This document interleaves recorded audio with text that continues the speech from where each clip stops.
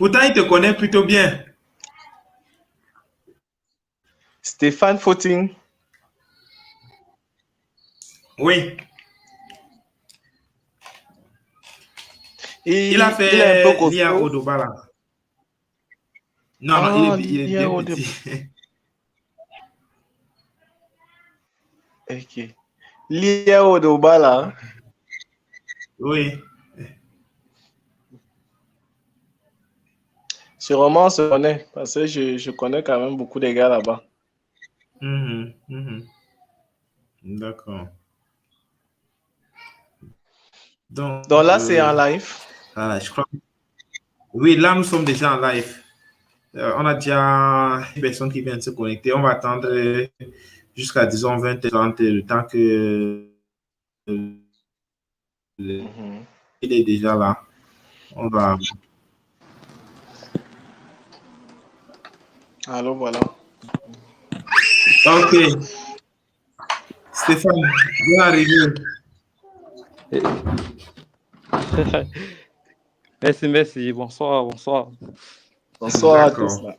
là. Ok, Bonsoir Stéphane super. Fauting. Mhm.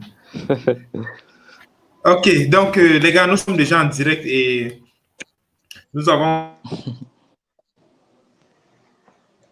commencé avec 20 minutes de retard. Et vraiment, nous, on s'excuse pour ça.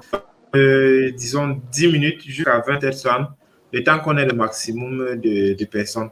Donc, salut Songui, salut le guerrier, salut Moussa, salut à tout le monde.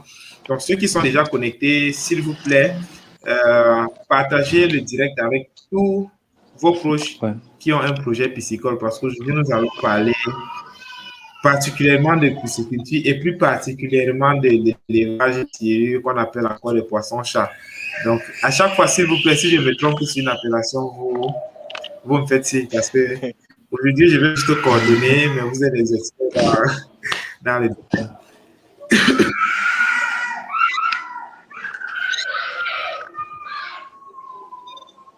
Donc, voilà.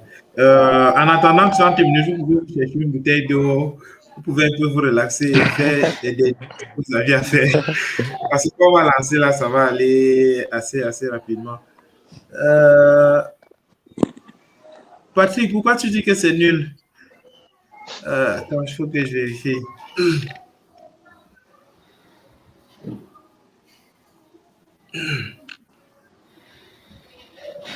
Il faut que je m'assure que tout marche.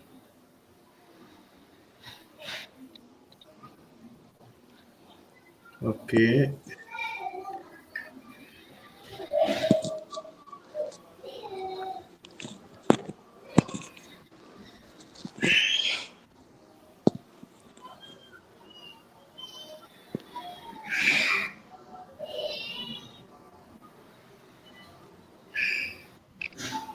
Voilà. Bon, en commençant, j'espère que vous avez quand même eu une assez agréable journée et surtout avec le week-end qui est fini. Je sais que toi, tu as trop voyagé. On t'a appelé, tu sais que tu étais au Tchad, tu étais au Nord, vraiment, C'est même pas encore fini. n'est-ce pas? Non, Voilà, je comprends. Apparemment, il y a les cris des enfants derrière là. Oui, attends, je vais régler ça.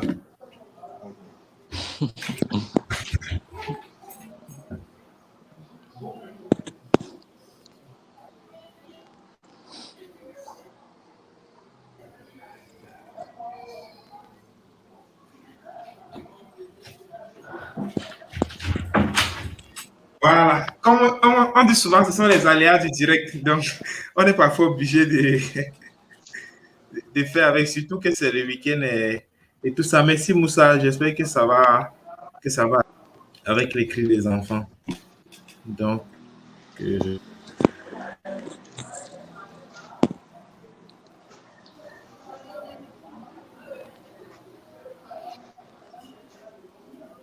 ok.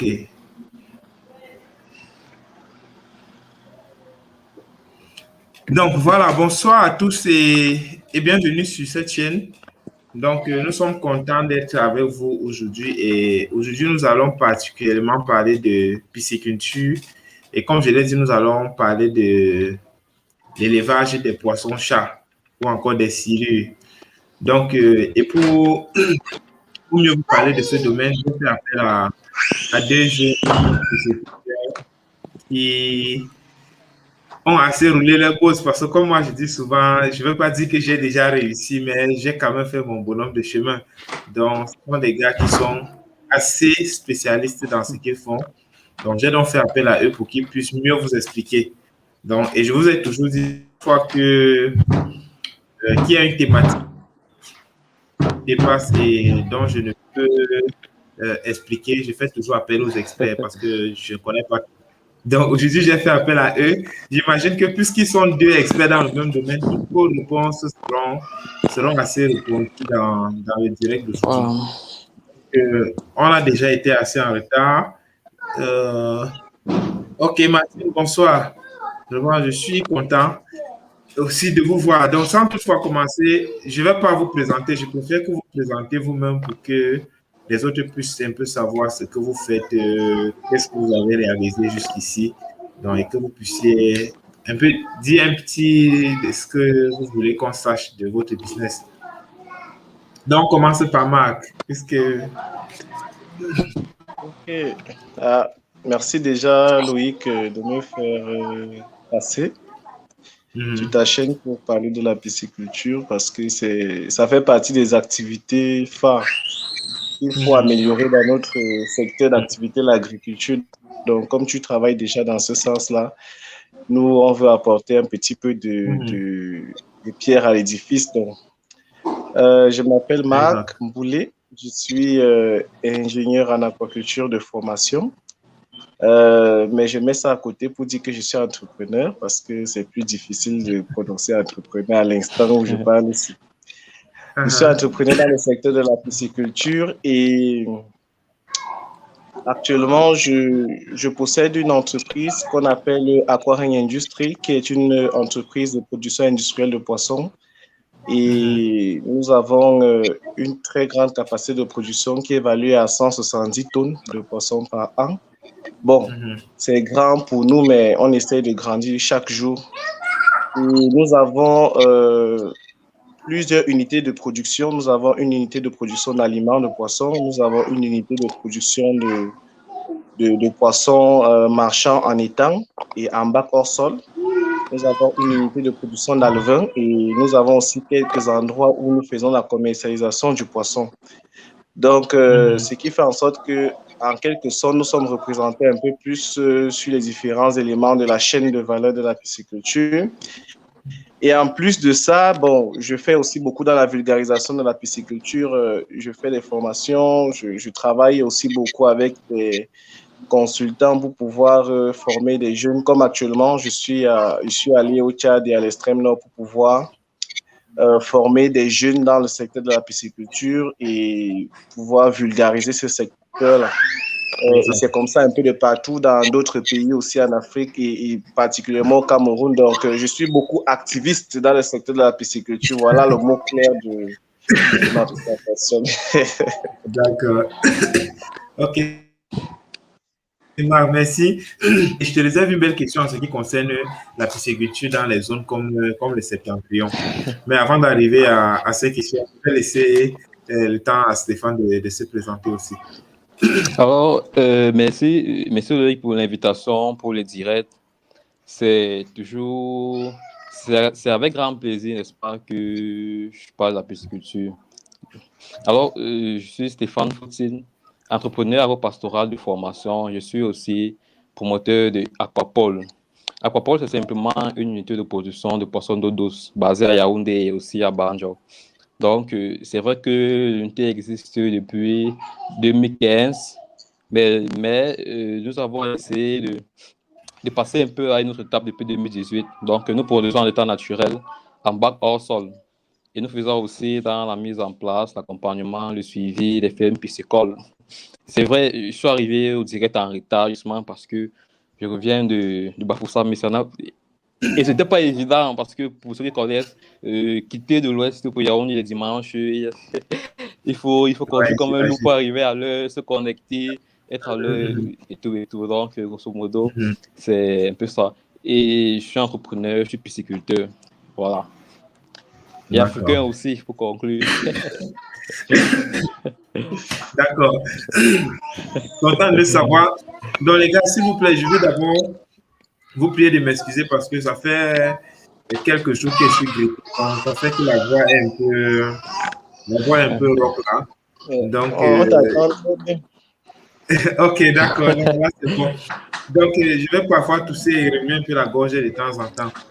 Donc, sans toutefois tarder, ma première question, et pour tous ceux qui sont en direct aussi, vous pouvez poser les questions à n'importe quel moment parce que je vous dis toujours, le direct ici, c'est votre direct. Donc, moi, je connais Marc, je connais Stéphane. Si j'ai des questions, je peux les appeler pour les demander.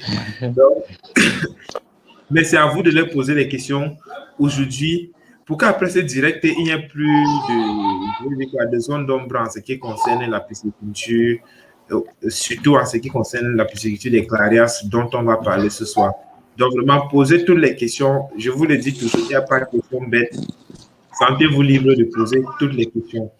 Alors, moi, ma première question, c'est qui peut faire la pisciculture? Parce que forcément, ce n'est pas donné à tout le monde. Quels sont les critères ou encore les compétences qu'il faut pour devenir pisciculteur? Donc, je vous laisse répondre à qui veut commencer. Stéphane, prends. Ok, d'accord. Bon, tout d'abord, je dirais que n'importe qui peut faire de la pisciculture. Ce n'est pas un truc réservé aux hommes, alors aux femmes, alors réservé aux personnes d'une certaine classe. Mais maintenant, ça va dépendre, n'est-ce pas, du type de pisciculture choisi. Déjà, quand je parle de type de pisciculture, je parle ici de la pisciculture extensive, semi-intensif, intensif, en fonction des moyens de la personne. Parce que certes, tout le monde peut faire de la pisciculture, mais pour arriver à un certain niveau, ça va demander ça va demander les moyens. Et toujours en fonction du type de pisciculture, n'est-ce pas? Au fur et à mesure qu'on va essayer de monter, ou alors de monter en échelon, on aura besoin de connaissances approfondies vraiment à la matière. Parce que c'est vrai que nos parents ont fait de la pisciculture dans le temps. Nos parents restent dans la pisciculture extensive, dans la production en étang. Sauf que pour nous autres qui rêvons grand, nous autres qui rêvons de conquérir pour nous autres qui voulons produire grand, ça demande des cours, ça demande beaucoup de connaissances à la matière. Et c'est aussi la raison pour laquelle à Aquapol, chez nous travaillons directement avec un ingénieur en production animale qui est responsable de tout ce qui est production. Parce qu'en réalité, comme je disais souvent, au fur et à mesure qu'on monte en échelon, au fur et à mesure qu'on rime, au fur et à mesure qu'on passe d'un système à un autre plus grand, ça demande vraiment des connaissances à la matière. Donc, pour répondre à la question, n'importe qui peut faire de la pisciculture. Maintenant, ça va dépendre des moyens et des connaissances que la personne a en la matière. D'accord. C'est ça. Merci Stéphane. Donc, Marc, dis-nous. Il a tout dit, mais bon, maintenant, tout dépend comme il disait, de chacun, mais sinon, ce n'est pas réservé à une personne en particulier. C'est un domaine qui ne connaît pas le sexe. Donc, tout le mâle, femelle, homme, femme, si je vais répéter. Et en plus, ça ne touche pas une certaine classe. C'est pour les enfants, les parents. Dernièrement, j'étais en train de parler de la pisciculture quelque part. J'étais en train de dire, OK, c'est l'homme qui me contacte en fait. Il passe sur ma page, il me contacte et ensuite il dit, moi je vais faire de la pisciculture, une activité fiable, constante, stable et tout. Il me raconte beaucoup de choses et tout. Est-ce que vous pouvez visiter mon espace? Il dit qu'il n'y a pas de problème. Mais lorsque j'arrive chez lui, finalement, c'est sa femme qui s'intéresse même plus à l'activité. Et lorsqu'on commence à installer l'activité, clairement, ce sont les enfants qui commencent à suivre mieux l'activité que les parents. Donc, à un moment donné, je me pose la question que c'est qui même le propriétaire du projet? Est-ce que c'est le papa, la maman ou bien l'enfant? C'est le papa qui m'appelle, la maman qui commence à attirer le projet de manière pratique, mais c'est l'enfant qui suit. Finalement, c'est qui le responsable du projet? Donc, pour moi, ça montre qu'il il n'y a pas une personne en particulier qui est censée gérer ça. Tout le monde, sur toute la chaîne, même les petits bébés là sont là-dedans. Donc, tout dépend des moyens qu'on met en jeu, tout dépend des équipements qu'on met en place. Si c'est que, et comme je dis souvent aux gens, il y a plusieurs systèmes, comme Stéphane était en train de dire. Il y a plusieurs systèmes qui existent. Chacun doit choisir le système qui correspond au mieux aux finances dont il a ce qui est disponible. Ne partez pas faire un système intensif quand vous ne pouvez pas vous en sortir dans la nutrition et tout ce qui entre là. Donc, c'est pas parce qu'on a dit extensif que, comme ça ne donne pas assez d'argent, que tout le monde va se verser sur intensif. Il faut aussi regarder les fonds disponibles. Donc, mais tout le monde peut aller, sauf qu'il faut regarder tout ça avant de se lancer. Bon, c'est un peu ça la moyenne. Bon, mais sinon, c'est possible pour tout le monde. Ok, super, bonne nouvelle. Donc, en passant, Stéphane, il y a Blaise qui dit que tu devrais faire des vidéos plus souvent. Donc, parce que les gars disent que vous vous cachez trop. Donc, il faut que vous essayez de faire des vidéos plus souvent, les conseiller un peu. Donc, je pense que ce que Blaise pense, je t'ai même déjà dit ça. Et même à Marc a commencé à faire quelques vidéos. Donc, vous voyez que les gens en demandent vraiment. Bon, il y a l'autre qui demande avec combien de poissons est-ce qu'on peut commencer? Marc. Bon, je vais prendre cette question. La question, c'est combien de poissons faut-il en fait prendre pour débuter? Oui. En réalité, tout dépend du système, comme je disais, tout dépend du système qu'on utilise, donc le type de pisciculture en fait qu'on utilise. Et tout dépend des fonds disponibles et en plus de la formation de la personne. Il ne faut pas seulement regarder le nombre de poissons parce que les gens ont l'habitude de poser la question, le nombre et la somme. Donc, ça va me donner combien si je mets 5000 poissons? Ça va me donner combien si je mets 1000 poissons? Et les gars ne regardent pas si c'est que c'est lié à autre chose. Donc, sinon, on peut commencer avec n'importe quelle quantité, mais ces quantités-là, en fait, varient en fonction du système, de la formation et de la finance que vous avez. Vous ne pouvez pas vous engager à prendre les poissons 5000 pourtant, il faut commencer par 25. Moi, personnellement, si une personne veut commencer la pisciculture, il doit commencer d'abord à petite échelle. Maintenant, la petite échelle varie en fonction des compétences et de la formation de la personne. Il y a d'autres qui n'ont jamais eu de formation. Je pourrais même dire que pour eux, là, ils peuvent même commencer avec un bac test même de 50, 100 poissons. Mais pour ceux qui veulent faire de ça une activité, ils se sont formés, ils peuvent commencer 500 000 poissons et pourquoi pas grandir avec le temps. Maintenant, ça dépend du système qu'on utilise et des moyens qu'on met en place. Mais en réalité, le nombre n'a rien à voir au départ avec puisque les gens ils cherchent seulement la rentabilité. Quand ils posent ce genre de questions-là, c'est ce qui va ressortir. Qu'est-ce que je dois gagner en fait? Qu'est-ce que je dois gagner si je mets même 2000 poissons? Il y a un monsieur qui me pose la question de savoir, Marc, je peux commencer avec combien de poissons pour vraiment commencer à faire la pisciculture? Je lui dis que bon, pour un départ, comme vous n'avez pas encore de formation, commencez par 25. Mais il dit, c'est pas mieux commencer même par 2000, 3000. Je lui dis que c'est vous qui m'avez demandé, vous m'avez posé la question de savoir avec combien vous pouvez commencer. Il a dit que c'est 25, il me dit que non, c'est mieux 3000. Je dis que d'accord, mais là maintenant, il n'a pas mis en fait tout en place. Il s'est seulement dit que 3000, ça va me donner beaucoup d'argent et tout, mais sinon, tout dépend des paramètres que je disais là. Il faut d'abord savoir le système dans lequel on veut se lancer. Il faut maîtriser sa finance. Il faut aussi se faire former parce que si vous n'avez pas tout ça, vous ne pouvez pas vous engager dans telle ou telle quantité de poissons. Mais la base même aussi, c'est la formation. Donc, ça, c'est quelques éléments. Sinon, c'est un sujet très vaste. Mais moi, je préfère que s'il n'est pas encore formé, qu'il commence aux très petites quantités, même 100. Et bon, maintenant, quand il va commencer à acquérir la formation, il peut monter à 500 000 et ainsi de suite. Et pourquoi pas aller jusqu'à 100 000 s'il veut. Mais le plus important, c'est d'aller doucement, doucement. D'accord. Et justement, pour répondre à ce que tu dis, moi, j'ai commencé, par exemple, la pisciculture, mais là, c'était pour le cadre de la formation. J'ai commencé avec 1000 à l'heure. Donc, voilà. Jusqu'ici, j'ai eu Actuellement, de 1000, que j'ai fait les décomptes récemment, j'étais à pratiquement 780. Donc, tu vois le nombre de mois que j'ai accumulé.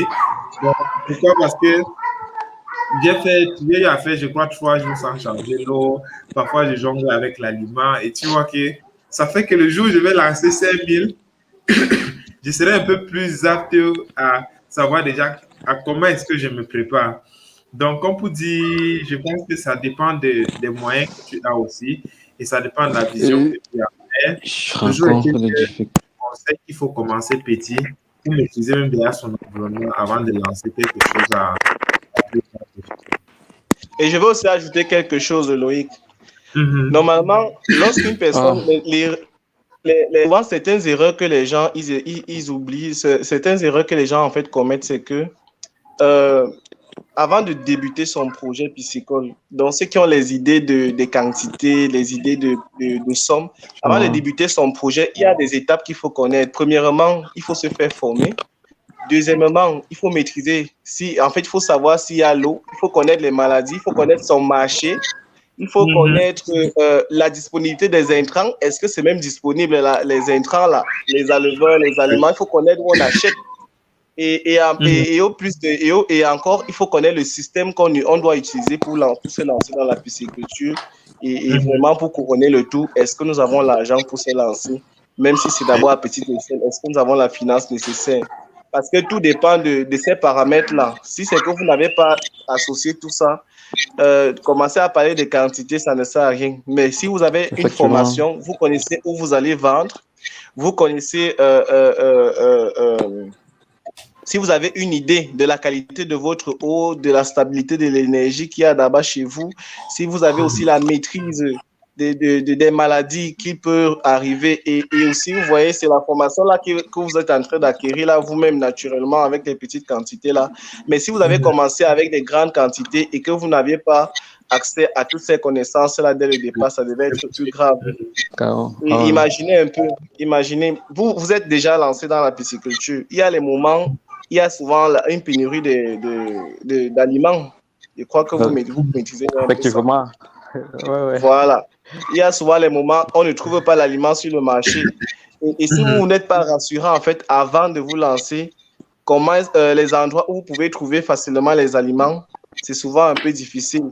La même chose Mhm. avec l'eau. Imaginez, vous n'arrivez pas un jour comme ça, vous avez un problème avec votre Bon. forage, vous n'avez pas la possibilité d'avoir l'eau tout le temps. Et même quand vous Mhm. avez l'eau, une personne peut aller jeter quelque chose là-bas dedans. Il faut il faut avoir les compétences pour maîtriser la qualité de l'eau à chaque fois. Sinon, une personne, même avec jalousie, peut aller jeter même un comprimé dans l'eau là et ça peut vous déranger. Même si vous prenez 2000, 3000 poissons, ça ne servira plus à rien. Mais si vous Exact. avez maîtrisé au moins déjà le processus là, ça vous aide. Et la même Mhm. chose avec le marché. On ne peut pas s'engager à aller produire telle quantité de poissons dans une Ça, zone c'est où on bon, ne on va mange voir. même. Ouais. Oui, vous avez produit peut-être le silu à l'extrême nord en quantité. Pourtant, il n'y a même pas de grands consommateurs de silu là-bas. Donc, toutes Mhm. les quantités, ça Bon. varie en fait. Tout ça, ça varie et ce sont des facteurs qui sont liés aux erreurs que j'étais en train de citer là. Mhm. D'accord, Donc, c'est un super. peu ça. Stéphane, tu te Ah. rappelles, je t'ai appelé plusieurs fois pour te dire, telle personne m'appelle qu'il a Euh, produit des je... poissons, mais Loïc, il je n'arrive parviens pas. pas à te suivre quand tu parles. Je sais pas trop. Je sais pas. Peut-être Allô? le problème vient de moi. Allô? Tu m'écoutes, c'est bon? Allô? Stéphane, tu es là? Je ne parviens pas à écouter Loïc. Mais par contre, toi, je t'écoute Il faut très un peu bien. regarder Mais si quand tu as mis toi, mute. je parviens Je sais pas. pas. Ouais, regarde voir si tu m'as Non, je n'ai muté. pas muté. Je n'ai pas muté. Tout est OK. Quand toi, tu parles, moi, je t'écoute, mais je n'écoute pas Loïc. Voilà. OK. Là, présentement, tu n'écoutes pas Loïc. Présentement, mais toi, je t'écoute très bien. Wow, c'est curieux. Regarde un peu ton micro. Ouais, ouais, il est OK. Ah, c'est curieux là. C'est bon Euh, maintenant. Marc, toi, tu m'écoutes quand même? Moi, je vous écoute à deux. Hein. Je vous écoute très bien. Ouais. Alors, Stéphane, c'est bon? Allô? C'est bon?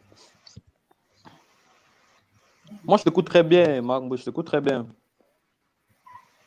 Voilà. Et Loïc, tu n'entends pas Loïc actuellement? Moi, je vous Non, écoute non, tous non, les non, deux je très bien. t'entends Je ne sais pas. pas ce qui se passe.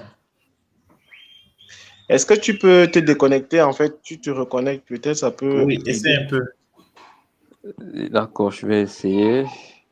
Mhm. D'accord. Bon, le temps qu'ils reviennent, bon, il y a Félo qui dit bonsoir, monsieur. D'après mon analyse, il faut une petite formation là-dessus et c'est raisonnable dans tout domaine. Oui, je suis d'accord avec toi parce que tu ne peux pas te lancer dans un domaine sans être formé du tout. Bon, et souvent, c'est des gens qui veulent même se lancer en tant que patron. Ils se disent, bon, moi, j'ai recruté peut-être un ingénieur en pisciculture ou bien en aquaculture et puis moi, je n'ai pas besoin d'apprendre. On a toujours besoin d'avoir un minimum de connaissances dans le domaine où on entreprend. Stéphane, c'est bon maintenant?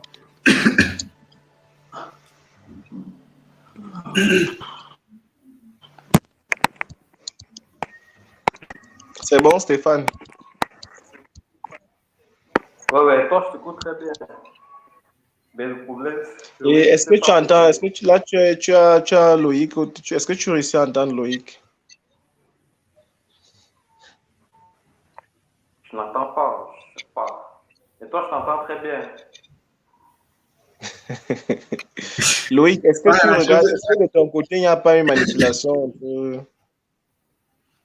je ne sais pas. J'ai rien touché en tout cas.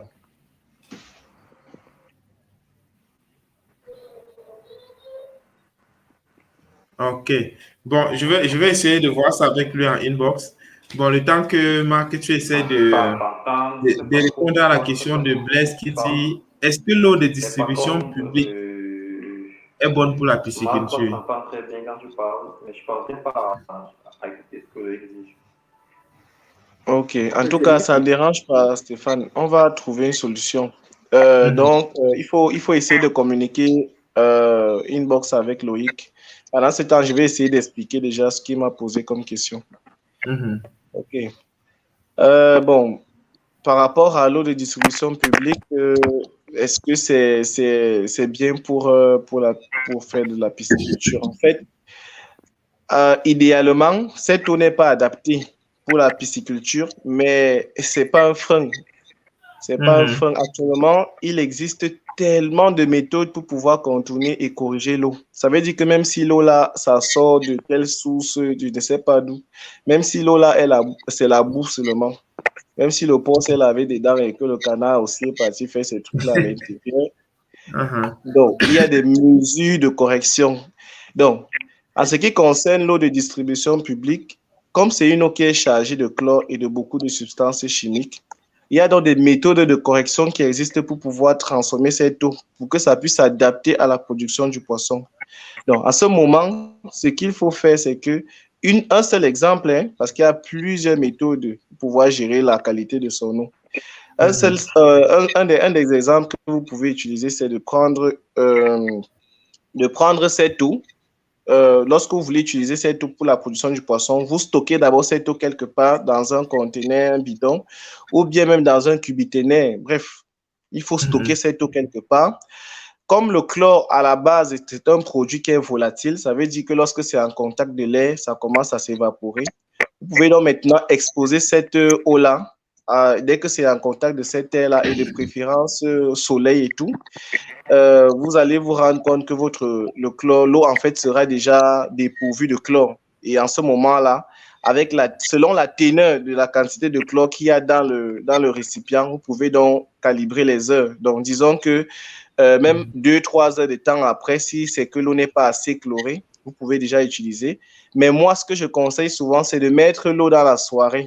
Donc, ça veut dire, vous mettez l'eau, en fait, là, vers 17 heures. Et là, vous pouvez utiliser 24 heures après pour éviter on peut dire toute erreur. Et 24 heures après, du genre le soir du lendemain, vous pouvez utiliser cette eau-là et recharger en fait pour changer la prochaine fois. Disons un peu, si c'est que vous avez l'ambition de produire du poisson en quantité et que vous deviez changer en fait l'eau chaque jour, c'est l'idéal. Vous chargez dans la soirée, une journée après, vous changez votre eau et vous rechargez pour que le processus recommence. Mais sinon, lorsque cette méthode-là devient compliquée pour vous, vous pouvez aussi utiliser certains produits. Il y a certains produits déchlorifiants là, qui existent. Il y a ça dans les différentes pharmacies et aussi dans certaines boutiques de la ville de Yaoundé, Douala, un peu de partout. Vous pouvez utiliser même dans des surfaces de plomberie les déchlorifiants. Donc, vous mettez ça dans l'eau selon le... Parfois, ce que moi j'achète, on peut vous dire 10 millilitres pour 100 litres d'eau. Là, ça enlève le chlore et tout ce qu'il y a comme substances chimiques à l'intérieur et vous pouvez utiliser. Il y a aussi des filtres qui existent, des filtres industriels qui permettent d'enlever le chlore. Même les simples filtres qui existent de plomberie, ça enlève le chlore, mais seulement le niveau d'extraction du chlore n'est pas assez élevé. Donc, ce sont des filtres pas assez performants. Il y a donc des filtres industriels qui existent pour pouvoir traiter cette eau-là. Donc, en réalité, il n'y a plus de frein. Pour ceux qui disent que c'est l'eau qui me bloquait pour me lancer, là, je viens de vous débloquer. Vous pouvez vous lancer. D'accord, super. Stéphane, tu m'écoutes maintenant, c'est bon? Jusqu'à présent, il ne t'écoute pas. Tu écoutes, Stéphane, tu es là? Ouais, là, je t'écoute bien. C'est bon, là, je t'écoute. Loïc, est-ce que tu entends, Loïc? Loïc, là, je t'écoute bien totalement. Apparemment, il t'entend bien, Loïc. Ok, donc, si tu m'entends très bien, c'est bon. Ce sera donc à toi la prochaine question, qui est de savoir, pardon, quel est l'avantage? Parce qu'on sait qu'en élevage piscicole, il n'y a pas que les cieux, il y a les cieux, il y a les carpes, il y a bien d'autres types. Donc, et généralement, je vois les gens commencer toujours avec l'élevage des cieux. Pourquoi est-ce que les gens commencent beaucoup plus avec ce type d'élevage-là et non les carpes, par exemple, ou encore les tilapias? Déjà, c'est déjà parce que j'ai remarqué que surtout les Camerounais aiment bien... Tu peux parler un peu plus fort, s'il te plaît. D'accord. C'est que, vraiment, je me suis rendu compte que les Camerounais, par exemple, aiment bien faire ce qui est facile. C'est-à-dire qu'ils aiment bien suivre la tendance. Par contre, la production des cellules, c'est plutôt bien dans les bacs hors sol, etc. Tout cela, c'est dans la production des cellules. Souvent, ici, les cas de la qui demandent un peu plus de connaissances quand ils sont produits dans les bacs. Donc, c'est ça. La deuxième chose, c'est qu'actuellement, nous sommes dans le centre du Cameroun. Et sur le centre, la variété la plus prisée, ce sont les cellules. Il y a un ressenti qu'au niveau du marché, la demande. Et aussi que par rapport au prix, lorsque vous allez dire à quelqu'un qui va élever son poisson pendant 4 mois, 6 mois, 6 mois, pour vendre son kilo en 1500, alors qu'à côté, il peut élever un poisson pour vendre le kilo à 2200. Tu peux utiliser tes écouteurs, s'il te plaît, parce que là, on t'écoute vraiment, vraiment à peine. D'accord.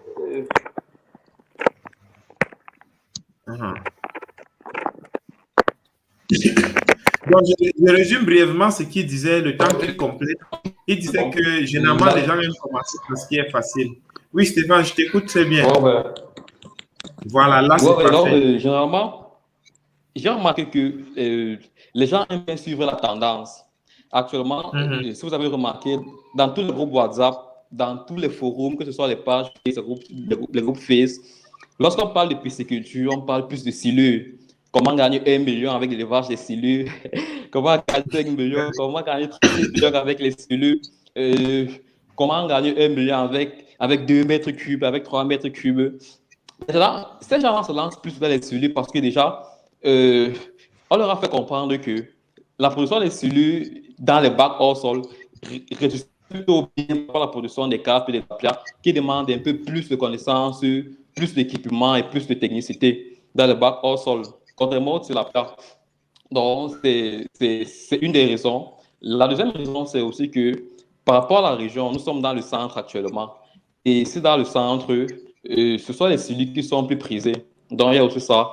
Par rapport au marché, par rapport même aussi au marché, parce que lorsqu'on essaie de causer avec des personnes qui veulent se lancer dans la pisciculture et qu'on les présente les différents prix sur le marché, la part d'entre eux préfèrent se lancer dans les cellules parce que au niveau des tablets Excel, comme l'équivalent 2500, 2300, alors qu'à côté, il y a les tilapias, les câbles. Tous préfèrent faire ce qui va se vendre plus cher, ce qui sera facile, si je peux le dire ainsi. Donc, c'est un peu ça pour les cellules. D'accord. Donc, moi j'ai commencé avec les cellules parce que dans la tête, on se dit que c'est la chose la plus facile. Donc, il y a la question de Rodrigue qui dit quelle est la quantité maximale de poissons qu'il faut par mètre cube? Marc, tu peux répondre à ça? Comme il disait, tout ça, c'est. Il y a les questions que, quand on me pose, ça me fait encore sortir d'autres choses à la tête. En réalité, le nombre de poissons varie en fonction du système. Ça veut dire que effectivement, si c'est que vous prenez un système comme le système extensif, on va dire même que c'est à mètre carré, mais en réalité, ce n'est pas la même mise en charge. Mais s'il faut aller dans la mode, donc le système qui est le plus adapté, c'est le système intensif. À ce niveau, d'autres mettent 250 de mètres cubes, d'autres mettent 500 poissons de mètre cube. Donc, d'autres même partent à 1000. Je connais des pisciculteurs qui ont 1000 poissons par mètre cube. Et je connais parce que au Brésil, par exemple, ils arrivent à faire là-bas 4000 poissons par mètre cube. Donc, vous voyez que tout ça, ça dépend du système qu'on utilise. Si une personne n'a pas assez de compétences et assez de moyens, il prend le niveau qui correspond. Moi, je dirais même à une personne qui, s'il me dit que voilà ma situation en termes de finances, voilà ma situation en termes de connaissances, voilà mes disponibilités, mes ressources, moi, je vais lui fixer une quantité en fonction de tout ça. Ça veut dire, ici, là, je peux même dire à une personne que le mètre cube, c'est 20 poissons.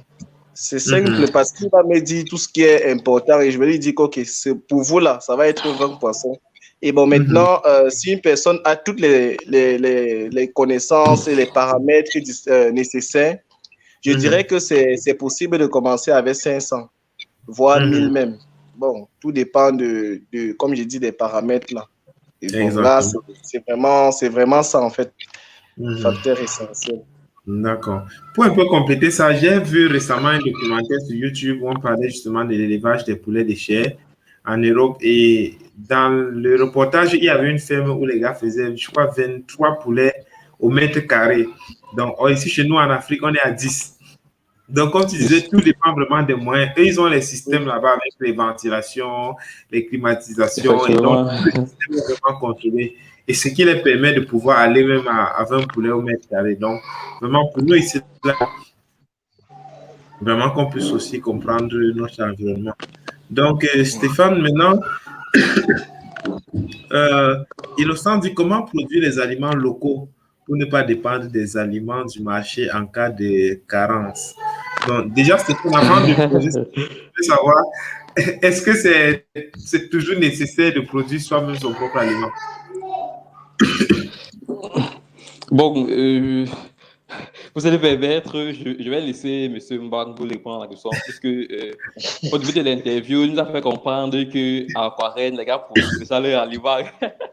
Donc, je crois que, déjà, vu que lui, il a déjà franchi cette étape-là, je crois qu'il serait mieux parler, n'est-ce pas, pour répondre.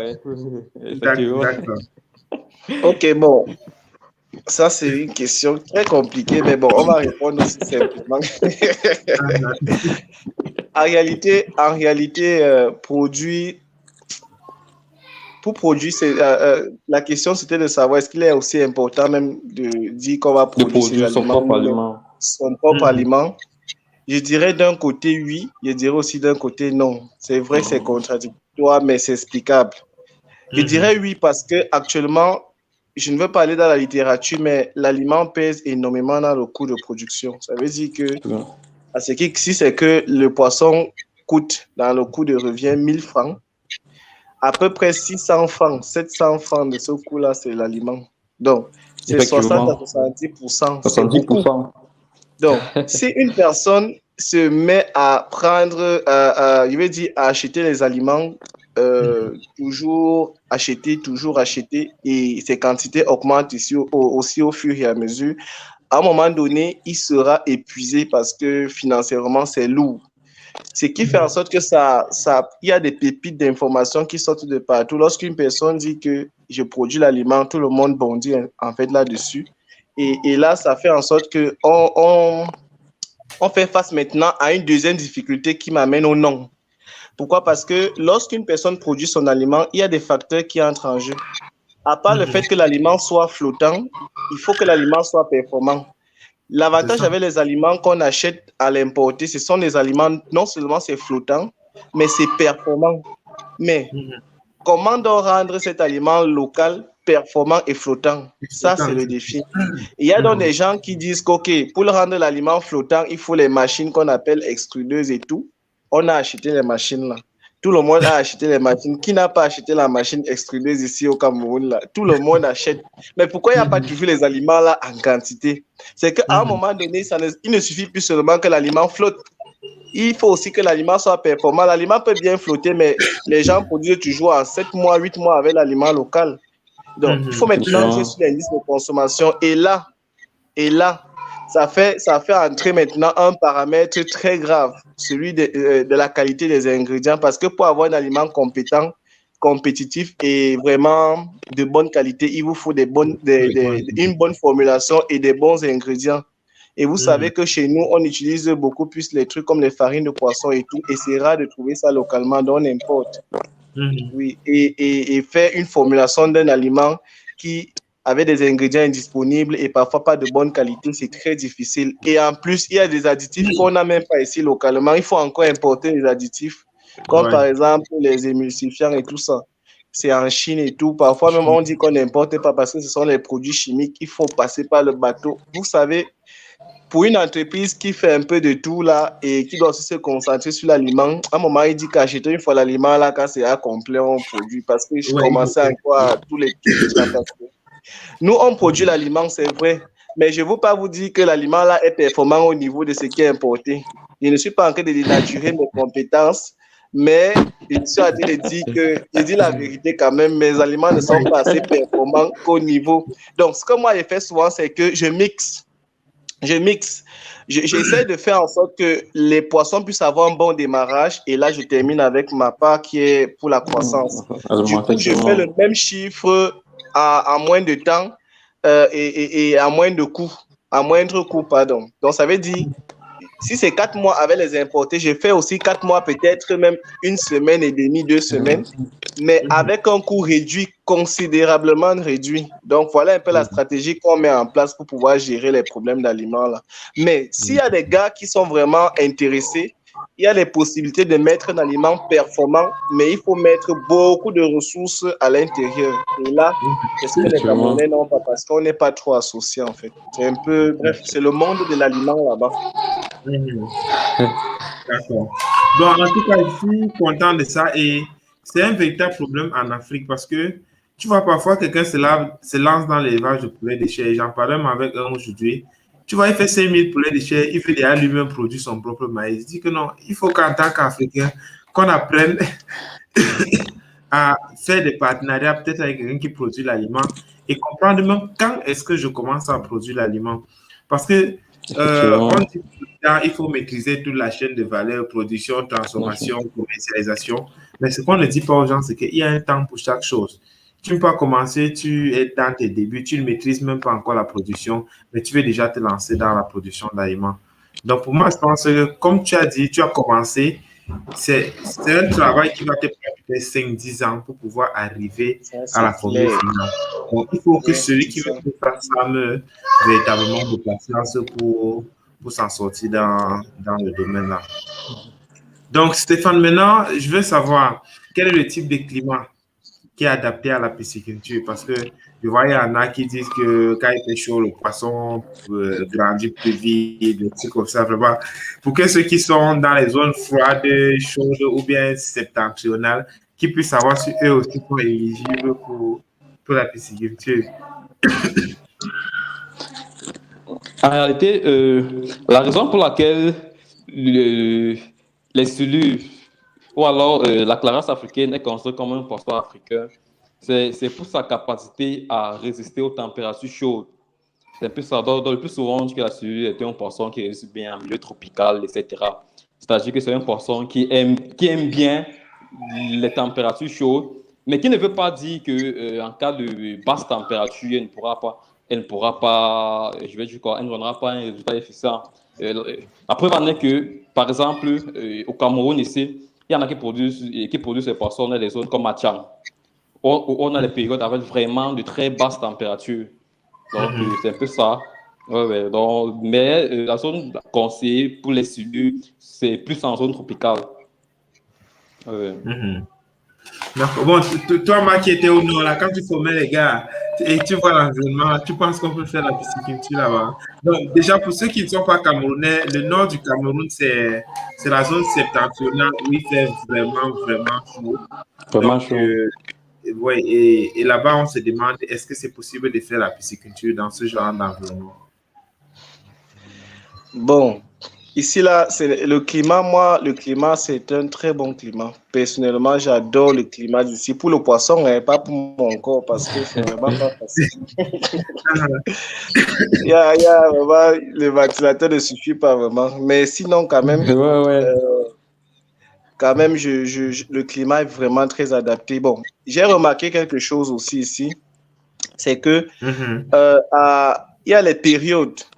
Il y a les périodes et avec quelques enquêtes que j'ai eu à faire et les différents voyages que j'ai eu aussi à mettre en place lorsque je venais faire l'étude, c'est que il y a des périodes où vraiment la température est très bonne, mais il y a aussi les périodes où la température n'est pas très bonne. Ici, là, c'est l'extrême. Ça veut dire que quand il fait froid vraiment à l'extrême et quand il fait chaud à l'extrême. On arrive à des températures de 40 degrés ici. Ce n'est plus très bon pour le poisson. Et aussi, parfois, c'est très glacé. J'ai parfois l'eau qui arrive à 20 degrés, 19 degrés, ce qui n'est plus aussi très bon pour le poisson-chat. Mais entre-temps, dans les périodes de mars, février, mars, avril, comme ça et tout, ils ont des températures qui varient autour de 29, 27, 28, 29, 30, ce qui est très bien pour les silures. Mais s'il faut commencer à élever une espèce par rapport à cette zone-ci, je préférais en fait qu'il commence par les tilapias. Parce que les tilapias, lui, supportent des extrêmes températures comme ça. Mais les silures, eux, ils ont des températures, comme il disait là, ce sont des températures des zones tropicales et tout simple là. Donc, moyenne, ça veut dire 27, 28, 29, 30 comme ça. Ce sont des températures vraiment très bonnes pour la production du silure. Maintenant, ce n'est pas le problème là-bas, le défi là, la température ou quoi que ce soit. Ce n'est pas le problème de ces gens d'ici là. C'est parce qu'il y a d'abord la pêche. Ici, là, ils pêchent plus, hein. Donc ils ne veulent même pas produire tellement, ils veulent d'abord pêcher. Parce qu'il y a le poisson dans le Logone, ils ont tout dans les cours d'eau. Mais quand on fait les formations, on se rend compte que la majorité des personnes qui viennent dans les formations, ce sont les pêcheurs. Les témoignages sont vraiment poignants. Une personne dit que je suis parti pêcher dans telle zone, j'ai l'habitude de prendre 4 pirogues.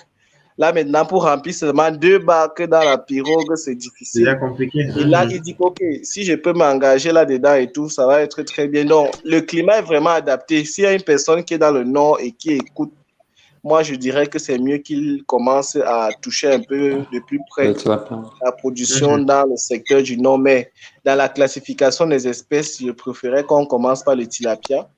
Et ensuite, on peut prendre le silure. Et ils ont d'autres poissons ici. Hein, moi, j'ai essayé d'étudier ces poissons-là très bien aussi. Mais bon, dans la connaissance que nous avons ici, on se dit seulement tilapia, carpe, silure. Donc, je vais aussi partir sur cette base en classant tilapia, silure, carpe. Voilà un peu le nécessaire en ce qui concerne la température dans l'extrême nord. Exactement.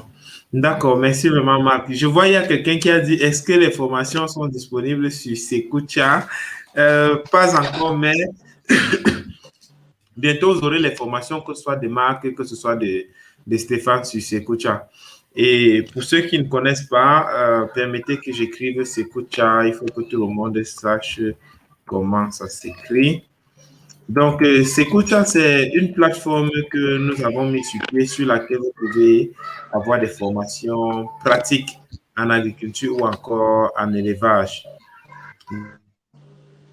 Donc, et les formations sont vidéo. L'avantage, c'est que vous pouvez suivre les formations à votre rythme. Vous pouvez suivre les formations à moindre coût parce qu'une fois que nous l'avons mis en ligne, l'avantage, c'est que vous puissiez... Pardon. L'avantage, c'est que vous puissiez vous former à moindre coût parce que, comme Marc a dit, nous sommes dans la vulgarisation de ce que nous faisons. Donc, si vous êtes intéressé par les formations en pisciculture, allez-y sur secocha.com. Je crois que d'ici maximum 2 semaines, vous aurez les formations de Marc ou encore de Stéphane sur Secocha. Et l'avantage, c'est que là-bas, les formations sont interactives. Donc, vous aurez la possibilité de les poser la question en fonction de votre domaine précis.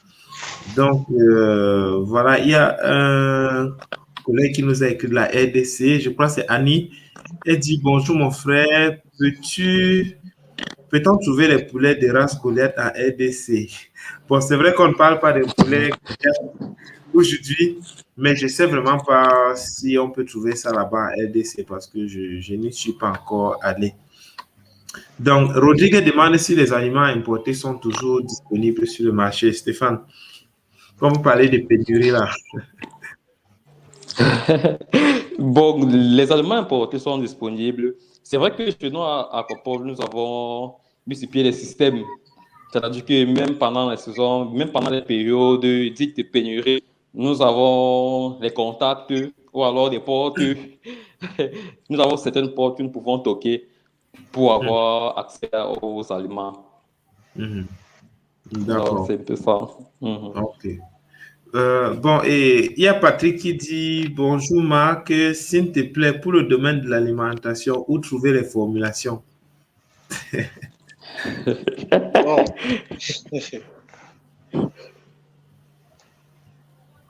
Bon. Pour les formulations, tout dépend, hein. Les formulations, c'est partout, c'est sur Internet, mais de préférence, c'est beaucoup d'études. Les formulations, j'ai travaillé durement pour les avoir, mais sinon, j'ai travaillé durement pour les avoir et jusqu'à présent, je n'ai même pas encore atteint le 1/10 de ce que je veux faire vraiment parce que je n'ai pas tout le nécessaire, ce qu'il faut comme ingrédient. Mais si vous avez besoin de faire une formulation quelconque, il y a des possibilités. Moi, je n'ai pas de problème. Je peux vous envoyer des formulations même. Ça, ce n'est pas un problème. Mais de préférence, vous pouvez m'aller sur Internet, vous tapez là, formulation du poisson et ça va vous donner quelques éléments. Bon, maintenant, si vous voulez avoir une compétence pratique dans la production des aliments, là, je pense qu'il faut se faire former quand même, de manière pratique. D'accord. Parce qu'il faut dire que, en fait, ce que beaucoup d'Africains confondent, c'est que on a l'impression que c'est parfois trop facile. Je prends par exemple la production des poussins d'un jour. Avec le fait qu'on dit c'est vrai, il faut qu'on soit dépendant, c'est tout le monde qui dit qu'il veut se lancer dans la production des poussins d'un jour. Mais ce que les gars oublient, c'est qu'il y a toute une science là derrière. Il y a beaucoup de génétique à l'intérieur qu'il faut maîtriser. Donc, c'est pareil avec l'alimentation. Pour maîtriser l'alimentation, il faut comprendre l'aliment, il faut comprendre l'animal, il faut même comprendre l'environnement. Parce qu'en fonction de l'environnement, il y a un certain type d'ingrédients qui peut être disponible ou pas. Donc, ce n'est pas quelque chose d'assez facile. Donc, si vous regardez ce direct et que vous voulez vous lancer dans l'alimentation, vraiment, sachez que ça va vous prendre le temps. Donc, vous n'allez pas le faire en 1 an, en 2 ans, parce que c'est les tests.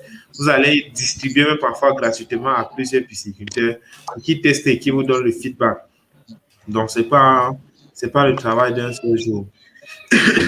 Maintenant, il y a Victor Kemla qui demande si l'élevage des asticots est bon pour les poissons. Stéphane.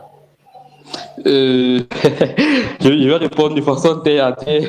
C'est même ce qui est conseillé. Personnellement, je conseille parce que les asticots en pisciculture sont considérés un peu comme un aliment d'engraissement. Donc, généralement, on l'utilise pour booster l'engraissement au niveau des poissons. C'est vrai que ça a ses avantages et ses inconvénients, mais le plus souvent, nous le recommandons même aux pisciculteurs. Et il y en a même qui ont déjà installé les unités de production des asticots, justement pour produire cet asticot-là, question d'engraisser les poissons. Donc, oui, c'est même ce qu'on recommande, c'est conseillé. D'accord. Ok, super. Marc, qu'est-ce que tu dis de ça? J'ai vu des gens faire des... j'ai carrément vu quelqu'un faire une unité de production d'asticots parce qu'il disait, est-ce que justement en produisant ça, ça peut remplacer l'aliment? Bon, je dirais que c'est quelque chose de très important parce que c'est vrai que ce n'est pas, ça ne peut pas remplacer l'aliment en réalité, mais c'est un complément, je dirais que c'est un complément alimentaire Justement. parce que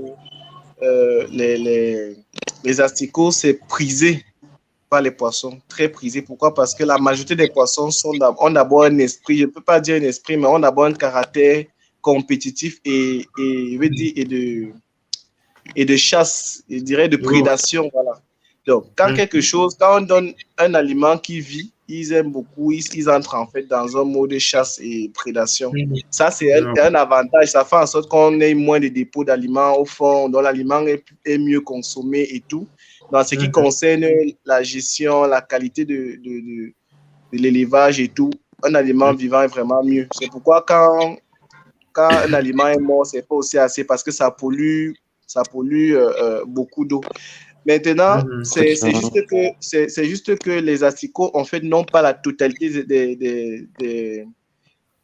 des éléments nutritifs, en fait, qu'il faut pour que le poisson puisse grandir. Donc, c'est un complément, c'est pourquoi on parle de complément alimentaire. Vous savez que pour qu'un homme grandisse, il faut le nécessaire, protéines, lipides, glucides, vitamines, sels minéraux et tout ce qu'il y a comme oligo-éléments. Bon, maintenant, vous pouvez trouver quelques éléments là, ou du moins, vous pouvez trouver peut-être un peu tout dans les asticots, mais pas en quantité équilibrée. Donc, c'est pourquoi il faut encore faire des formulations pour pouvoir équilibrer et compléter avec les asticots qui vont permettre de réduire le coût de production. Donc, c'est un peu ça. Maintenant, ça dépend aussi du type d'asticot. Il y a les asticots vraiment très prisés et qui ne transportent pas trop de maladies. Les Black Soldier Fly, donc les BSF, qui sont des asticots très adaptés pour la consommation des poissons parce que vous savez que les asticots sont des très grands vecteurs de maladies. Donc, la BSF c'est vraiment, je peux dire, l'asticot idéal pour la nutrition du poisson parce que lui, il est moins vecteur de maladies que les autres. Donc, c'est seulement... Et l'avantage qu'on a en Afrique, c'est que naturellement, on trouve ça. Moi, par exemple, j'ai lancé une petite unité de géniteurs pour les Black Soldier Fly. Je n'ai même pas je n'ai même pas cherché à mettre les appâts qui étaient en train de se promener là-dedans. Je n'ai même pas mis les appâts, donc je n'ai même pas mis quelque chose pour les attirer. Parce que naturellement, on les retrouve. Mais dans les autres pays, comme la Chine, ils n'ont pas, ils achètent les géniteurs dans la mouche. On achète un géniteur mouche pour aller produire dans les autres pays. Nous, on a ça ici, mais on n'achète même pas. Donc, pour dire que c'est vraiment quelque chose qui est idéal si une personne veut faire de manière intensive sa production. Moi, par exemple, c'est un flanc où je suis en train de vouloir aller. Et j'ai commencé à travailler avec certaines personnes pour mettre une bonne unité, bien que je ne veux pas faire ça vraiment moi-même, parce que c'est lui qui va suivre ça, une bonne unité de production de Black Soldier Fly pour pouvoir gérer mes problèmes d'aliments là, parce que c'est vraiment produit, mais toujours le coût élevé, il faut essayer d'équilibrer les charges avec ça. Absolument. D'accord, merci beaucoup, Marc. Donc là, on est déjà en plein dans les questions des gars. Il y a Global Investment qui dit Marc ne vend pas encore son aliment. Il veut savoir si tu vends déjà. Bon, moi, je vais dire que actuellement, on a freiné les ventes parce que on a eu trop de commandes au-delà de ce qu'on pouvait faire. Donc, actuellement, on a des personnes qui sont déjà abonnées et on n'arrive pas à bien les gérer. Sinon, vous allez me saboter après que j'ai dit dans le direct de monsieur Loïc Kamwa que il parlait l'aliment après, il ne va pas livrer.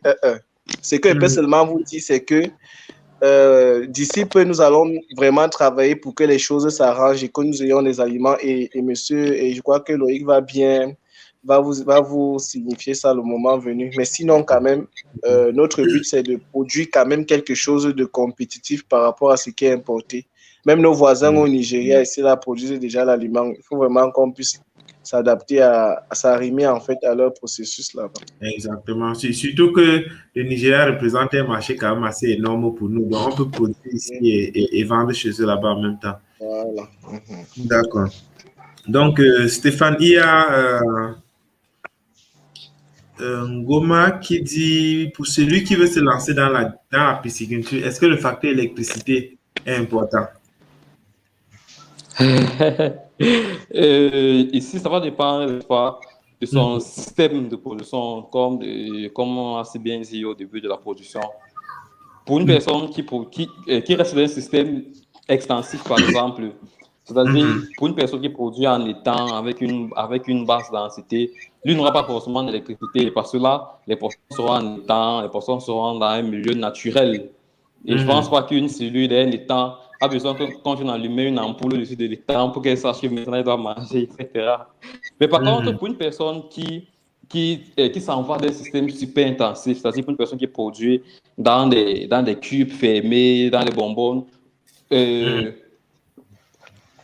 faut apporter un apport en oxygénateur, aérateur, etc. Il aura forcément besoin d'une source d'énergie pour alimenter ces machines-là. Donc, c'est en fonction du système de production, comme on le disait au début du ZIRET. Donc, c'est un peu ça. Ok, super. Maintenant, il y a Anne Maboune qui dit Salut, Monsieur Loïc, comment faire pour entrer en contact avec vous? Bon, je vais laisser mon contact tout à l'heure là et puis vous pourrez passer par là pour entrer en contact avec Stéphane ou encore avec Marc. Donc, et Rodrigue Poigny dit d'après vos expériences, pouvez-vous avoir une idée moyenne du taux de perte par des sujets par campagne? Si j'essaie de comprendre sa question, Stéphane et Marc, il demande quel est le taux de mortalité acceptable. Donc, par exemple, avec les poulets, nous, on est dans les 5%. Donc, si un gars te fait plus de 5%, tu commences à regarder s'il est assez compétent. Donc, pour quelqu'un qui lance 1000 à l'event, quel est le taux de perte, par exemple, qui est dans la mesure de l'acceptable? Alors, en réalité, la première erreur que les gens commettent, c'est que les gens, en lançant des poissons le plus souvent, dans les prévisions des ventes, donc, c'est-à-dire qu'ils font des prévisions en fonction du nombre de poissons qui vont sortir pour la vente. C'est-à-dire, bon, je suis en train de lancer 2000 poissons à la vente, j'aimerais sortir, quand je vais vendre mes 2000 poissons, j'aimerais être à 2 tonnes et demi, 3 tonnes, etc. Bébé, s'il te plaît. Donc, la première étape, c'est que au moment des ventes, les prévisions se font en kilos et selon le nombre de poissons qu'on sort sur le marché. Maintenant, pour entrer dans le vif du sujet, c'est que selon le type de poisson qu'on produit, si c'est le cas des silures, par exemple, qui sont considérés comme des poissons très prédateurs, personnellement, moi, je pense que 3 à 5% serait bon. 3 à 5%. 5% maximum. 3 à 5%. Parce que le plus souvent, on dit que les silures sont des poissons très carnivores, mais c'est vrai qu'il existe, n'est-ce pas, des moyens ou alors des méthodes pour atteindre ce trait de caractère en eux. Et toujours dire que ça dépend, n'est-ce pas, toujours de l'espèce qu'on utilise pour l'élevage. D'accord. Ok, je voulais même pas ajouter à ce qu'il a dit que il faut aussi qu'il précise que tout ça dépend aussi du niveau de formation de la personne. Voilà, justement. Il y a les gars qui tuent les poissons même volontairement sans vouloir. Moi, volontairement sans vouloir, vraiment, c'est compliqué parfois. Une personne, justement. Quand une personne a pris une formation, il peut perdre plus. Mais ce qu'il a donné comme taux là, c'est un taux d'une personne vraiment qui comprend déjà ce qui maîtrise son sujet. Qui doit son sujet. Oui, comme moi, par exemple, gars, sur 1000 sujets, je suis en train de perdre 250. Voilà, c'est ça. Exactement. Moi, je suis très loin du tout acceptable. Donc, il y a Edrichel qui dit, pour celui qui a un petit budget, vous recommandez les bacs? Non. Recommandez-vous les bacs ou le béton? Quand il dit bac, c'est peut-être les trucs avec les bâches là ou plutôt le béton. Bon, qu'est-ce qu'il demande? Il demande si c'est que avec un petit budget, il peut déjà commencer dans les bacs en béton ou bien en bâche. Je n'ai pas bien compris. En bâche. Ou avec les bâches. En fonction de son budget. En fonction de son budget. Déjà qu'il faut qu'on l'aide à définir ce qu'il entend. Pas. Je disais qu'il faut déjà qu'on définisse ce qu'il entend par petit budget, parce que petit budget pour lui, ça peut être 1 million, pour l'autre, c'est 100 000. Tu vois? Voilà. Les gens sont les questions des petits budgets là, comme si les petits budgets là varient seulement pour tout le monde. C'est comme c'est pour tout le monde les petits budgets là. Ok.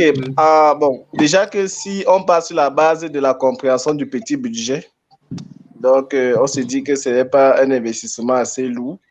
Je pense que moi personnellement, il doit commencer par les bacs en bâche parce que financièrement c'est accessible, c'est facile à installer et c'est aussi démontable, c'est facile à gérer et ça dure aussi. Donc, c'est pas comme si, du coup, lorsque vous allez finir la première production, vous allez jeter ça, non. Moi, j'ai les bâches qui ont fait 6 ans, 7 ans chez moi et c'est encore là. Ça ne fait même pas semblant de se déchirer. Donc, pour dire qu'il y a, pour commencer, c'est mieux de commencer avec les bâches et bon, s'il faut même dire que je dois aller même sur les bacs bétonnés, c'est pour les grandes capacités. Quand une personne veut vraiment faire autre chose que... Mais personnellement, même si c'est que vous avez beaucoup d'argent, je pourrais même encore dire de commencer avec les bâches parce que c'est vraiment facile et ça facilite l'investissement. Donc, pour le monsieur qui a le petit budget là, c'est mieux de commencer par les bâches. Effectivement.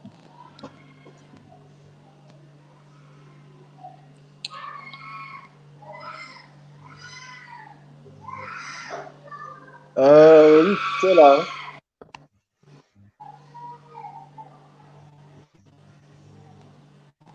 Allô? Ah ouais, moi je te suis très bien. Loïc, on ne t'entend pas. On ne t'entend pas, Loïc. C'est bon, ma machine a planté du coup, car je paniquais déjà. C'est bon. C'est bon, c'est bon.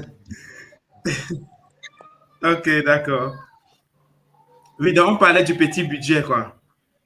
Bon, c'est vrai que dans le petit budget, je disais que le plus important, en fait, c'est d'utiliser, en fait, avec le petit budget, les bacs en bâche, parce que c'est plus facile en termes d'investissement et c'est accessible financièrement. Bon.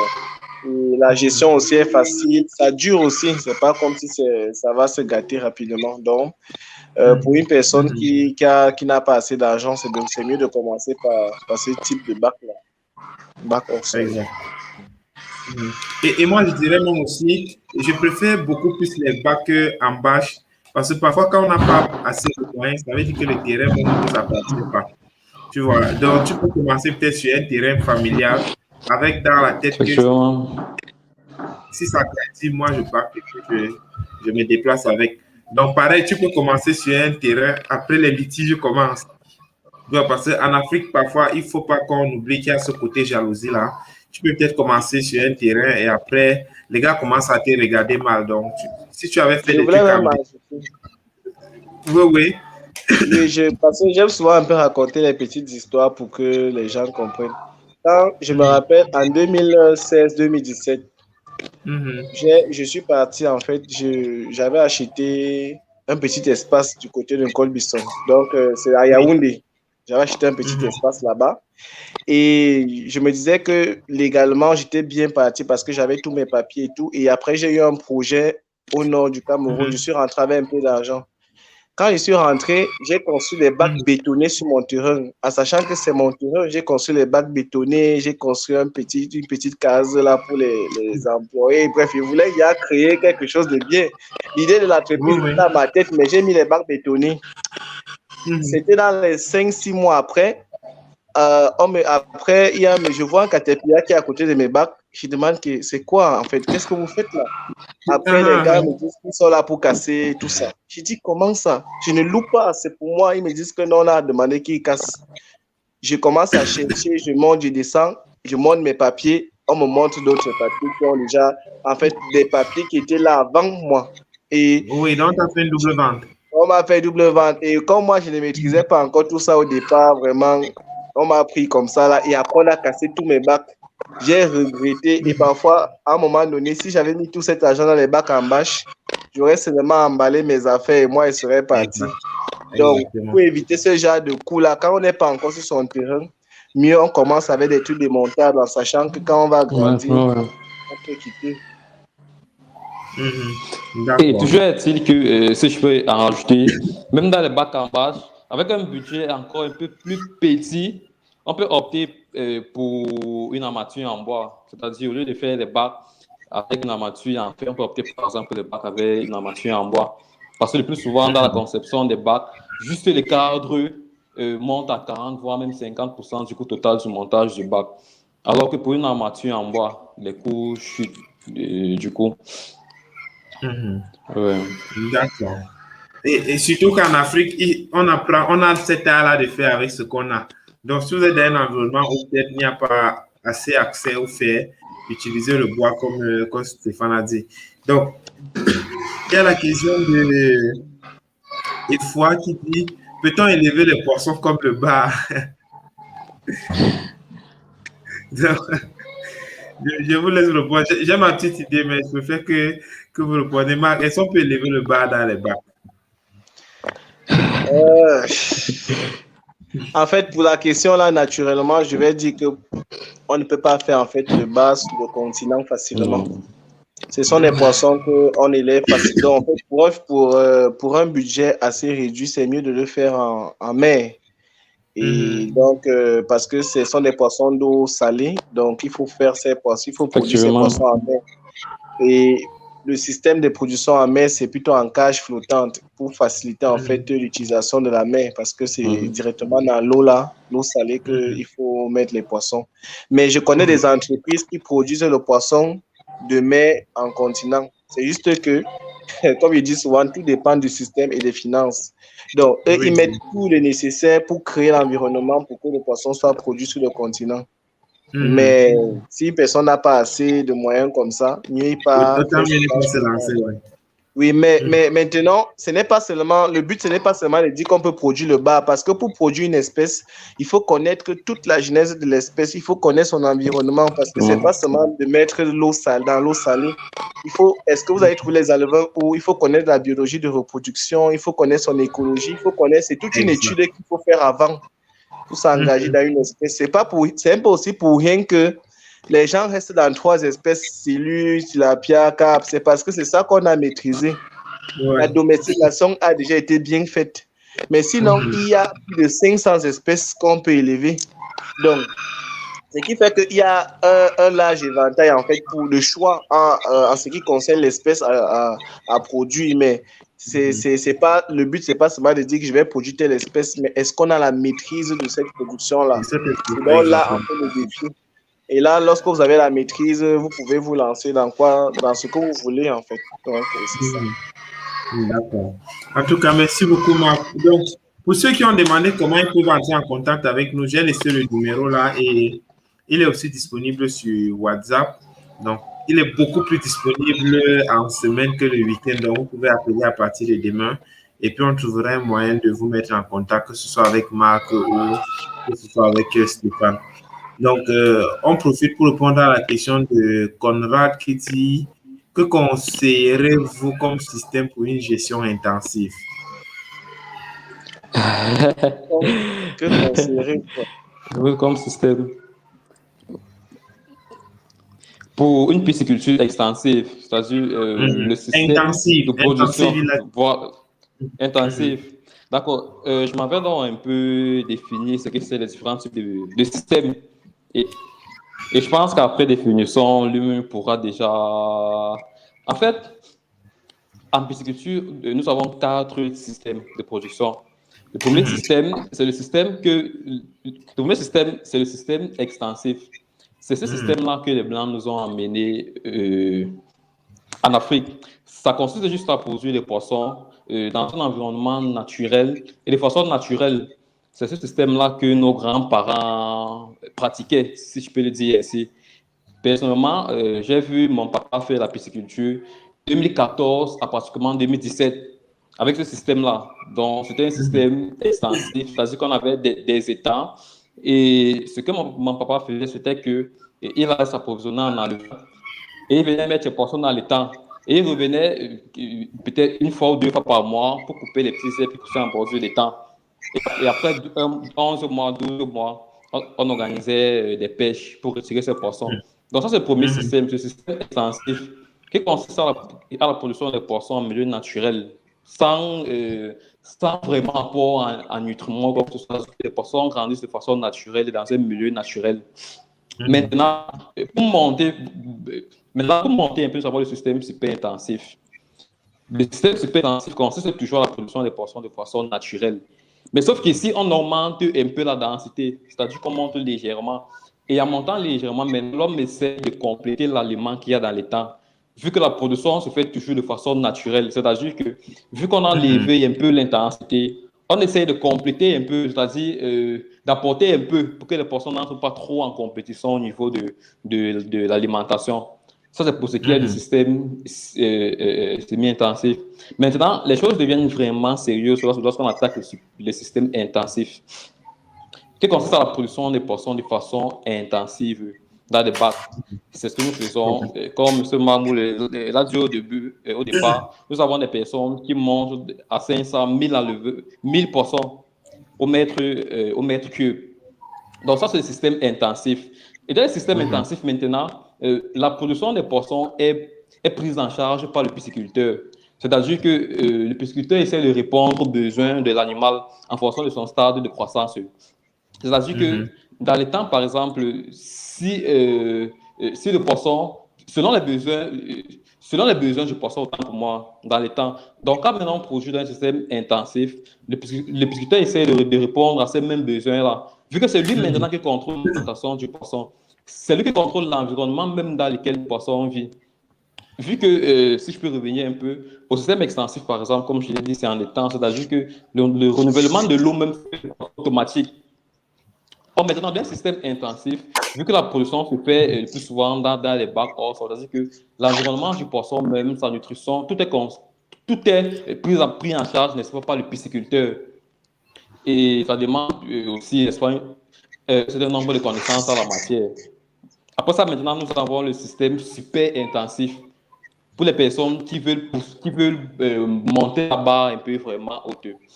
Donc, pour répondre à sa question, pour une production intensive, ce serait mieux de monter à un système intensif ou même super intensif, selon les moyens et surtout selon les connaissances que les pisciculteurs disposent sur la pisciculture. D'accord. Ok, merci beaucoup Stéphane. J'espère que cela a répondu à la question de notre internaute. Je suis en train de rire parce que il y a quelqu'un qui dit Loïc, s'il te plaît, dis à Marc que je vais lui offrir une carte dès que j'arrive au pays. Donc, et il dit que pour moi-même, il a le whisky dans la valise. En tout cas, gars, merci pour ça. Il y a une autre personne qui a demandé est-ce qu'on peut se déplacer vers la République démocratique du Congo pour une formation? Oui, c'est possible. Donc, pour organiser ça, contactez juste le numéro que j'ai laissé en bas de l'écran pour qu'on puisse voir dans quelle mesure est-ce qu'on peut faire des formations là-bas. Donc, n'oubliez pas que l'objectif, c'est de vulgariser la pisciculture. Donc, si on peut faire au Cameroun et permettre aussi que ça se passe là-bas, c'est toujours une fierté de savoir qu'on l'a fait dans plusieurs pays parce que après tout, c'est l'Afrique qui gagne. Donc, il y a maintenant la question de Ledou. Il dit, qu'est-ce qu'il faut pour booster la production des BSF? C'est quoi les BSF? Vous avez une idée? Oui, c'est de ça qu'on était en train de parler, là, les Black Soldier Fly, donc les asticots. Là. Ah, ok.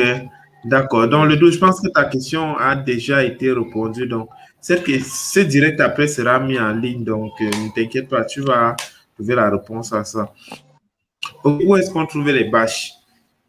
Pour le cas du Cameroun, par exemple. Pour ce qui est du cas du Cameroun, nous avons plusieurs fournisseurs. Je crois que M. Maboulé aussi a son fournisseur. Ce que nous faisons, c'est que nous concevons nos bâches. C'est-à-dire qu'à l'interne, à Aquaport, nous avons quelqu'un qui est chargé de ça. Donc, c'est-à-dire que c'est lui qui monte les bâches, que ce soit pour nous, que ce soit pour les clients, etc. Donc, un peu ça. Ok, donc simplement, si vous avez besoin des bacs, contactez le numéro et puis on vous mettra en contact avec, avec Stéphane pour qu'il puisse vous fournir les bacs.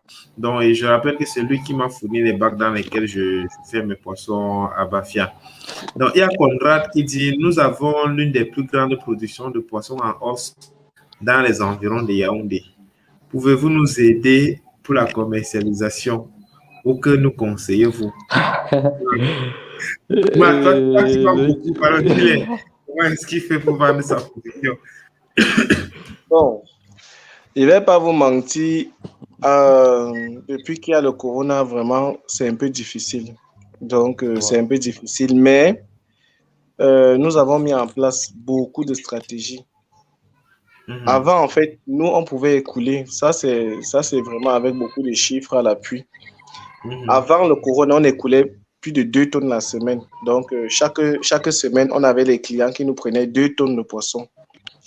Et quand le corona est arrivé, les gens, en fait, on a bloqué tous nos marchés. Donc, nos marchés qui étaient fixés, qui prenaient les 2 tonnes, en fait, étaient bloqués. On a fait presque 3 semaines. On se battait maintenant à tort et à travers pour vendre du poisson parce qu'on n'arrivait plus à commercialiser. Et quand ça a repris, c'était tellement lent qu'on a souffert. Bon, pour ne pas... On dit souvent, il faut être... On a aussi été très faible à ce niveau. Il faut toujours être prévoyant, toujours mettre en place des stratégies. Mais c'est un peu tard qu'on a compris ça. Donc maintenant, on essaie de mettre en place... Je ne pourrais pas dire que notre marché est bon, mais on est en train de recommencer à vendre. Bon, notre marché actuellement, voici comment... s'il a peut-être besoin de vendre son poisson, nous, on est capable de l'aider. C'est le prix maintenant qui peut nous séparer parce que, oui, c'est le prix. Je ne sais pas s'il peut accepter de vendre son poisson à 1800 parce que c'est le prix que je sais que nous, on pourrait facilement évacuer son poisson. Mais s'il n'est pas prêt à vendre ça à ce prix-là, ça sera très difficile de pouvoir l'aider. Même s'il a quelle quantité, on peut l'aider si les prix sont vraiment très réduits. Nous, on a des dames actuellement qui peuvent prendre beaucoup de poissons. Et nous-mêmes, nous sommes en train de mettre des petits restaurants sur pied dans la zone de Yaoundé et un peu de des alentours de chez nous là-bas. Et donc, du coup, s'il a besoin de pouvoir commercialiser son poisson, le prix, c'est 1800. Ça, c'est le prix que nous, on propose à nos personnes. Puisqu'on a d'autres clients qui nous appellent pour vendre leurs poissons. Mais le prix, là, nous, c'est pas toujours. C'est un peu ça. Pourquoi? Parce qu'ils sont restés... Parce qu'ils produisent avec l'aliment importé. Et c'est pas évident de produire l'aliment importé et de vendre à 1800. Il faut produire en grande quantité pour pouvoir rentabiliser à ce moment-là. Bon, s'il dit qu'il y a une grande quantité, tant mieux. On s'arrange à 1800 s'il veut. On essaie de trouver une solution et après, on porte le poisson doucement. Un peu comme ça. OK. Là, je profite pour dire que en agriculture, on vend avant de produire, on ne produit pas avant de vendre. Effectivement. Donc, et en ce qui concerne la vente, l'un des meilleurs conseils que je peux donner aux gens, c'est le cours sur la vente que nous avons mis sur Sekocha. Donc, le cours intitulé Comment vendre avant de produire. Parce que la plupart des agriculteurs, un peu comme ce monsieur, il y a des gens qui m'appellent. Ils me disent, Loïc, j'ai 4000 poulets qui sont déjà prêts à 45 jours, je vends où? Donc, et puis, je vais dire quoi? L'inconvénient de ça, c'est que quand vous arrivez sur le marché, ces grossistes ou encore ces acheteurs, ils connaissent quand vous êtes en panique, ils connaissent quand vous êtes coincé. Donc, parfois, vous arrivez sur le marché avec votre plantain, par exemple, tu arrives avec le camion là. Généralement, ce que ces revendeuses font, c'est quoi? Elles restent là, vous observent, elles font comme si elles ne vous voyaient pas. Donc, tu arrives avec ton camion, elles sentent la panique dans tes yeux. Et c'est quand elles sentent que le chauffeur te met déjà la pression qu'elle vient te dire que sur ton plantain, là, je vais te donner 700. Donc, il est important qu'on... Vendre, c'est la première compétence qu'un entrepreneur devrait avoir. Donc, et vous pouvez avoir ces formations-là sur Sekocha. Lisez beaucoup de livres sur la vente, c'est important. Faites-vous former en ce qui concerne la vente parce que produire, c'est bien, mais moi, je dis vendre, c'est toujours et encore mieux. Donc, on va continuer avec les questions. Déjà, si vous aimez, s'il vous plaît, envoyez-nous les cœurs parce que vous voyez, j'ai déjà presque fini des vidéos. Donc, depuis là, on ne fait que vous donner beaucoup d'astuces. Donc, donnez les cœurs pour nous encourager. C'est vrai qu'on a déjà promis à nous autres la 4G avec le whisky, mais on a besoin des cœurs pour savoir que vous aimez bien ce que vous faites. Voilà, vraiment, nous nous excusons aussi de souvent donner les prix en francs CFA. Donc, les invités d'aujourd'hui sont au Cameroun. Donc, serait un peu difficile pour eux de souvent convertir les prix en dollars. Mais à chaque fois, considérez que $1 est égal à 550 francs CFA. Donc, s'il vous plaît, lorsqu'il y a des calculs à faire, vous le faites rapidement et puis vous convertissez. Donc, moi, à mon niveau, je vais faire l'effort de donner les prix en dollars ou en euros. Donc, il y a Pabega qui dit il faut combien de kilogrammes d'aliments par sujet du stade d'alevin à l'âge adulte. Là, je pense que c'est une question un peu spécifique, technique. Donc, cette question sera disponible dans la formation parce que là encore, il faut définir les différentes phases. Il faut définir je dis quoi, définir quels sont les types d'aliments en fonction de ces phases-là. Et il serait plutôt difficile pour nous de pouvoir répondre à ces questions maintenant. Autre chose. Marc, il y a une question de Keda Bless qui dit tu fais les formations depuis tu as combien et combien de temps est-ce que ça dure? J'ai pas bien compris. Hein. Tu fais les formations, puisqu'au début tu as dit que tu fais les formations en pisciculture. Donc, quand tu fais tes formations en pisciculture, combien de temps ça dure et combien ça coûte? Oh. Déjà, normalement, les formations que je fais, c'est beaucoup plus en ligne. Et bon, et on organise les formations en ligne presque chaque mois, parfois chaque 2 mois. Mais les formations en présentiel, c'est 2 fois l'an. Ça veut dire que on se prépare à mettre en place une bonne logistique nécessaire. Mais bon, nos formations ne sont pas encore encadrées par l'État. Donc, il faudrait que les gens ne nous demandent pas les attestations de haute envergure. Et nous avons aussi une page YouTube donc, où nous faisons un peu constamment des petites vidéos pour apprendre les petites astuces pour pouvoir produire du poisson légèrement à la maison et tout. Ça fait en sorte qu'à partir de là, une personne peut avoir quelques informations gratuitement. Mais s'il s'agit d'une formation, nous faisons les formations de 2 semaines, parfois 2 semaines, parfois 1 semaine en ligne. Et lorsque c'est en présentiel, ça peut durer 1 mois. Ça peut durer 1 mois. D'autres font 3 mois. Ça dépend des modules qu'il doit apprendre. Mais quand c'est la production du poisson, c'est 1 mois. Mais en ligne, là, c'est 1 semaine. Parfois 2 semaines en fonction du module qu'on lance dans la formation. Donc, voilà un peu ce que nous on fait. Maintenant, Stéphanie, il y a une question que j'avais préparée depuis le début. Quand est-ce qu'on se lance dans la production des alevins? Est-ce que c'est tout le monde qui doit produire les alevins? Donc, ça rejoint un peu le même concept qu'on a vu avec les aliments. Tu vois, quelqu'un qui vient de se lancer, rapidement, il veut commencer à produire les alevins. Pour moi, à quel moment est-ce que pour toi, il est idéal de commencer à produire soi-même ses propres alevins? En réalité, la pisciculture, comme d'autres élevages, en pisciculture, pourtant, comme d'autres élevages, nous avons des systèmes. Ici, je vais parler, nous avons des personnes qui s'installent dans les systèmes naisseurs. Nous avons des personnes qui s'installent au niveau de l'engraissement. Mais je pense que pour parler de production d'alevin, il faut parler des closeries. Et je pense qu'avant d'arriver à ce niveau, il faudrait déjà quand même maîtriser la production. Mais n'empêche qu'il y a des personnes comme notre fournisseur, par exemple, qui lui a décidé de s'installer au niveau de l'écloserie, c'est-à-dire qu'il ne veut pas faire l'engraissement. Ce qui l'intéresse, c'est produire les alevins et les vendre. Ce qui demande toujours beaucoup de connaissances à la matière. C'est-à-dire que quelqu'un peut décider de s'installer au niveau de la production des alevins.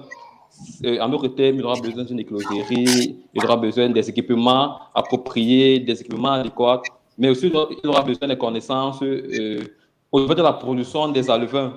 Et le plus souvent, les personnes qui s'installent à ce niveau, actuellement, pour ce qui est le cas du Cameroun, rencontrent certains problèmes. Parce que pour parler de système naisseur, il faut parler déjà de parentaux ou alors des géniteurs en pisciculture. Donc, c'est-à-dire que ce sera aussi un problème qu'il va falloir résoudre parce que la plupart des gars qui s'installent au niveau de l'écloserie, au niveau de la production des alevins, rencontrent beaucoup de difficultés avec les géniteurs.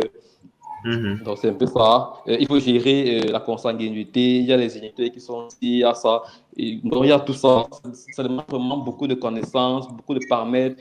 Hormis aussi que pour revenir à la question du vendre avant le produit, il faut avoir vraiment un bon portefeuille client. C'est-à-dire que connaître beaucoup de pisciculteurs qui seront capables d'écouler toute la marchandise. Parce que si on doit produire 100 000, 200 000 à levain et qu'il va falloir les vendre pour reproduire encore, je pense qu'il va falloir déjà connaître beaucoup de pisciculteurs aussi pour pouvoir écouler, n'est-ce pas, les alevins.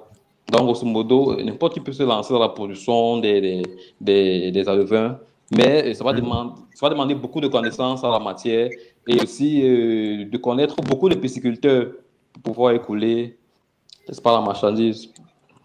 Et bien sûr, n'est-ce pas qu'il y aura certains problèmes à résoudre, comme le problème avec les géniteurs. Ok. D'accord. Vu que pour les cas... Allô, oui, c'est bon, Stéphane? Je disais que pour le cas des circuits, par exemple, avec la production qui se fait de façon naturelle, de façon artificielle, autant pour moi. Donc, c'est tout ça. Ça va demander vraiment beaucoup de connaissances. De connaissances, d'accord. Ok, merci.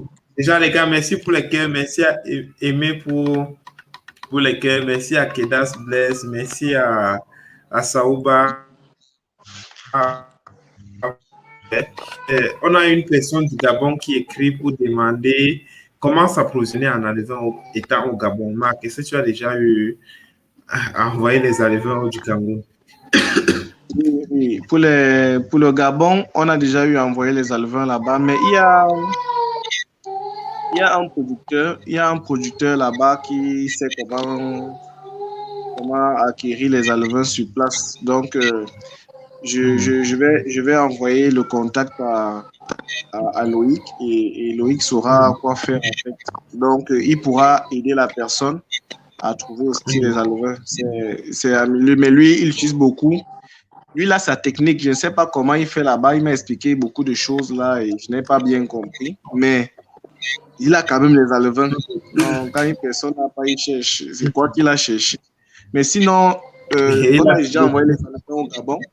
On a déjà envoyé les alevins au Gabon 3 fois. Donc, c'est possible de transférer les alevins. Mais moi, je me dis toujours que comme c'est un peu coûteux, parce que le transport est vraiment coûteux, je me dis qu'il faut juste chercher aux alentours. Il y a des personnes là-bas qui ont les alevins. Donc, on pourra juste trouver comment communiquer pour que vous puissiez avoir l'information. D'accord. Ok, super. Donc, on a deux plans. Soit il s'approvisionne au Gabon, soit il s'approvisionne à partir d'ici.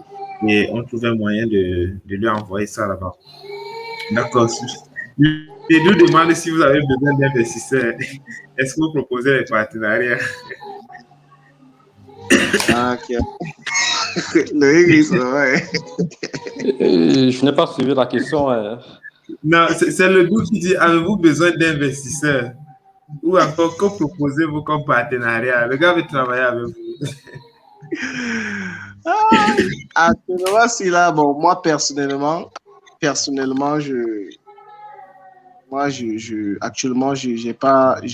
pas encore à la hauteur de recevoir un investisseur.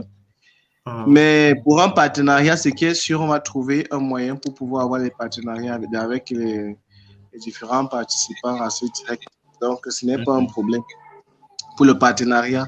C'est juste que en ce qui concerne les investisseurs, actuellement, là, on n'est pas encore dans les capacités de recevoir les investisseurs. Donc, on n'est pas assez structuré comme il faut. On n'est pas encore à la hauteur de l'organisation qu'il faut. Donc, je ne pourrais pas personnellement mettre une personne dans quelque chose qui n'est pas bien organisé. Mais en ce qui concerne le partenariat, il n'y a pas de problème. Donc, ça, c'est mon côté. Hein. Stéphane, je ne sais pas. Donc, allez de noter.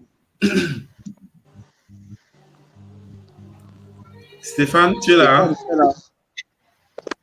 Je suis là, mais je n'ai pas bien suivi la question. Donc, il demande si tu as besoin des investisseurs ou encore est-ce que tu as un partenariat à lui proposer. Ça, c'est la question de Ledo. D'accord. Je pense que il y a un adage qui dit que seul on va vite, mais ensemble on va loin.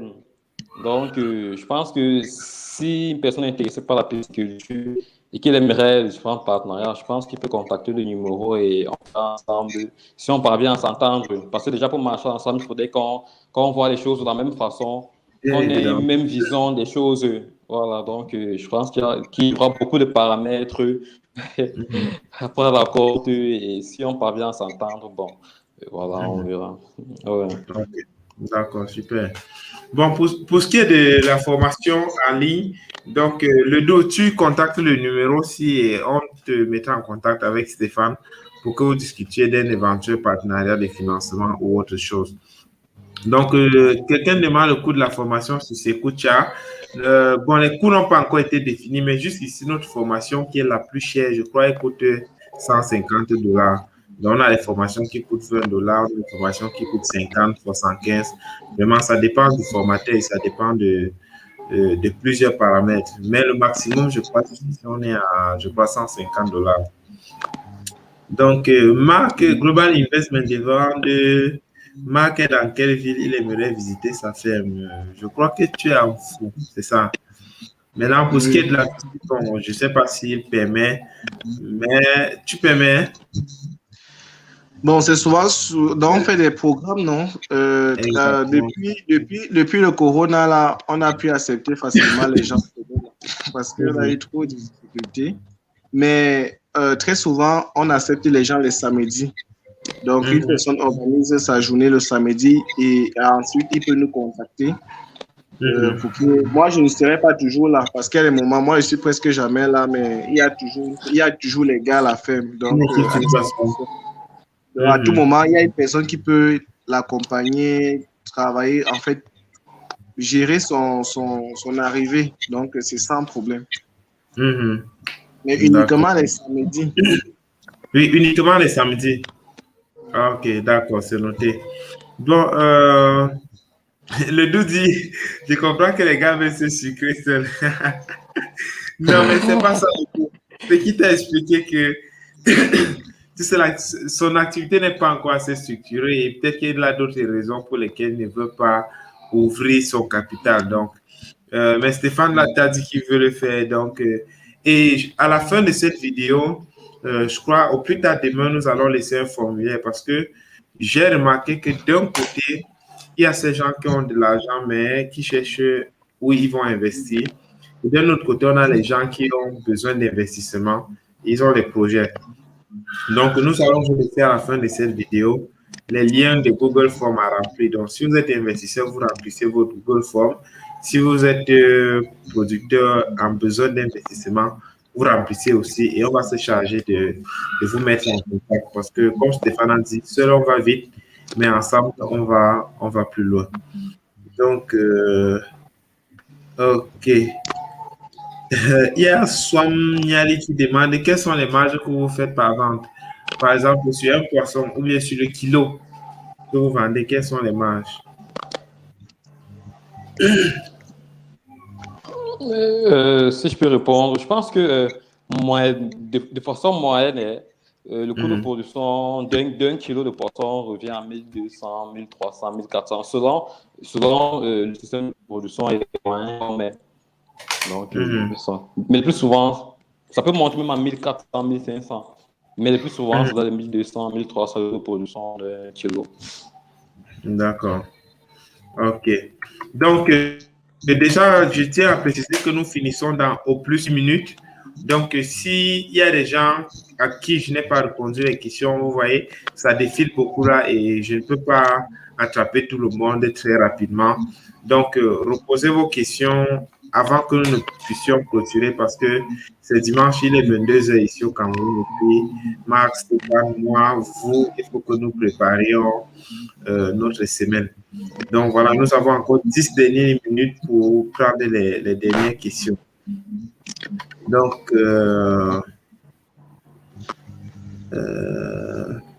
Thierry, c'est vrai, tu viens de prendre l'émission en marche. Nous ne parlons pas des poussins d'un jour aujourd'hui. Donc, nous en ferons l'objet d'un autre direct. Voilà. Arsène Ngimbo dit très intéressant, mais quand la conférence sur les champignons, on va trouver une date pour la conférence sur les champignons, s'il vous plaît. Donc, le prix du kilogramme du poisson, Marc ici a dit que c'est 1800 pour les silures. C'est ça, n'est-ce pas? Oui, bon, chacun a son prix, mais le prix peut varier de 1800 à disons, 2000, 2500. Donc, D'accord. d'autres vendent d'autres réussissent à vendre à. Allô?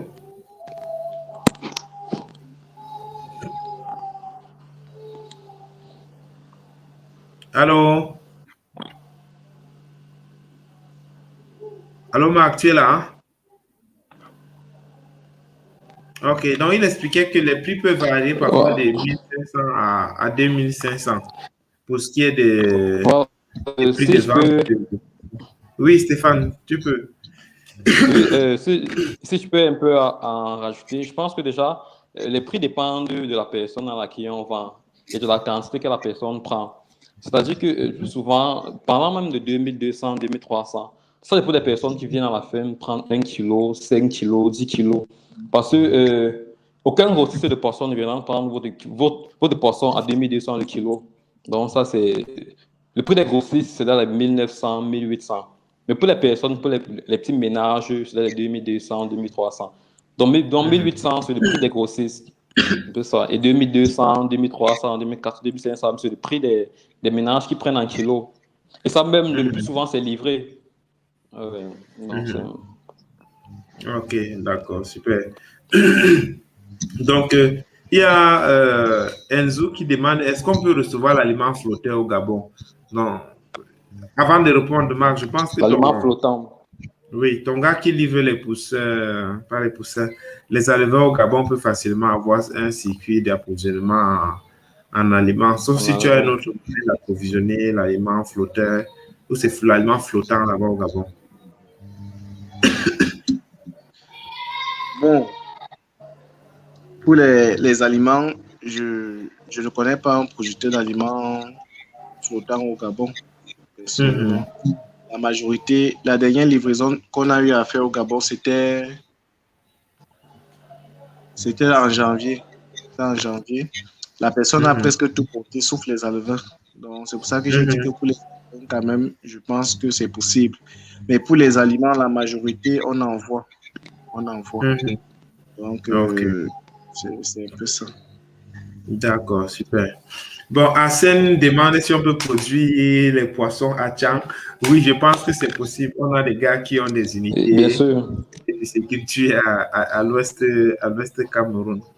Rodrigue Poigny, quelle quantité minimale faut-il produire pour être rentable? Je crois que ça, ce sera l'avant-dernière question de notre direct.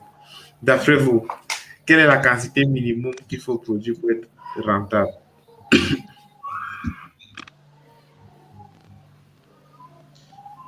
Moi, personnellement, pour être rentable, tout ça, ce sont des questions en fait que je ne sais pas ce que la personne veut que je puisse dire. Est-ce qu'il veut que je dise qu'il va gagner des millions, ou Effectivement. bien il va gagner des francs CFA, ou bien il va gagner, je ne sais pas.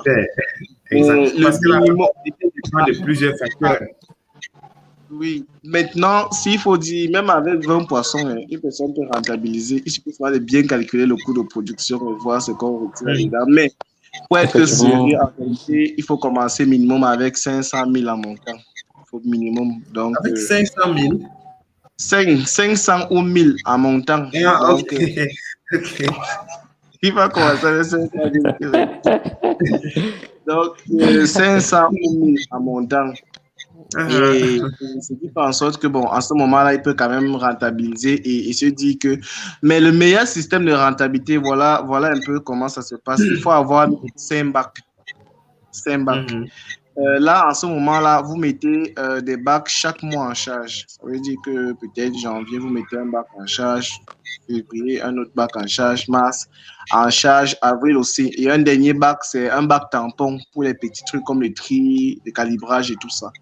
Maintenant, quand vous allez arriver au 5e mois, vous allez voir le poisson va commencer à sortir quand même tous les mois. Ça fait en sorte que vous soyez un peu stable dans les ventes la fréquence de distribution quand même stable et vous pouvez rentabiliser au moins chaque mois. Parce que les gars, quand je dis une somme, je dis 1000, ça donne telle somme à la fin. Il divise par 4, il voit ce que ça donne le mois. Il calcule, il dit directement que ce n'est pas rentable.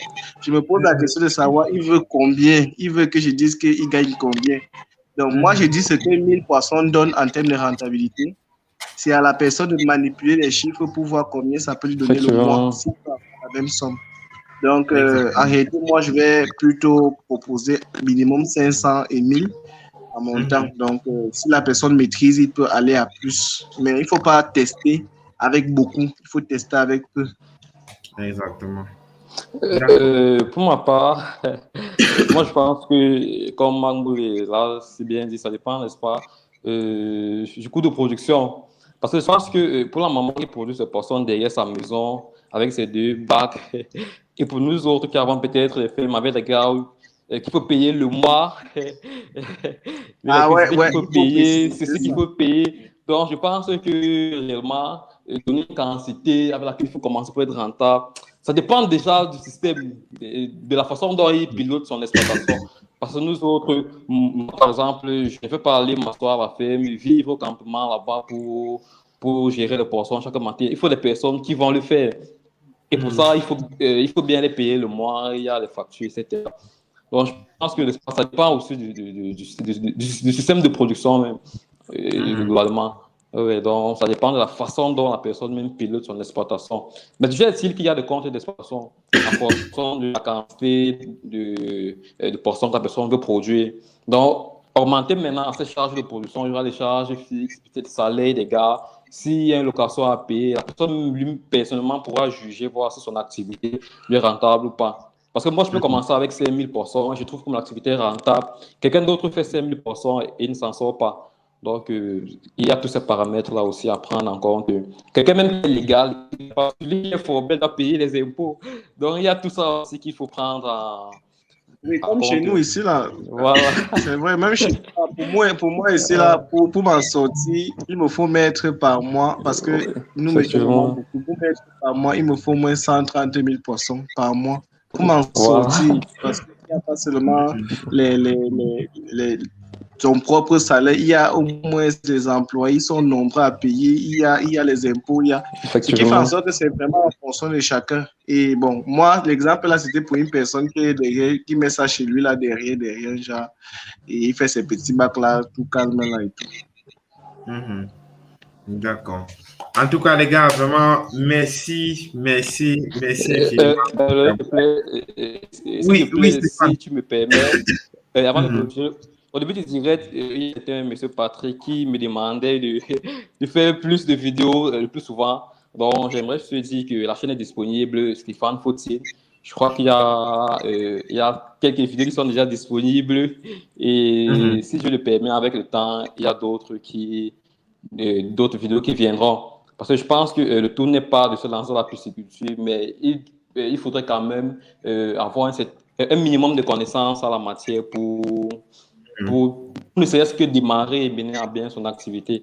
Donc, je crois aussi que c'est le but de la chaîne, c'est de partager le quotidien, ce que nous vivons, les erreurs que nous commettons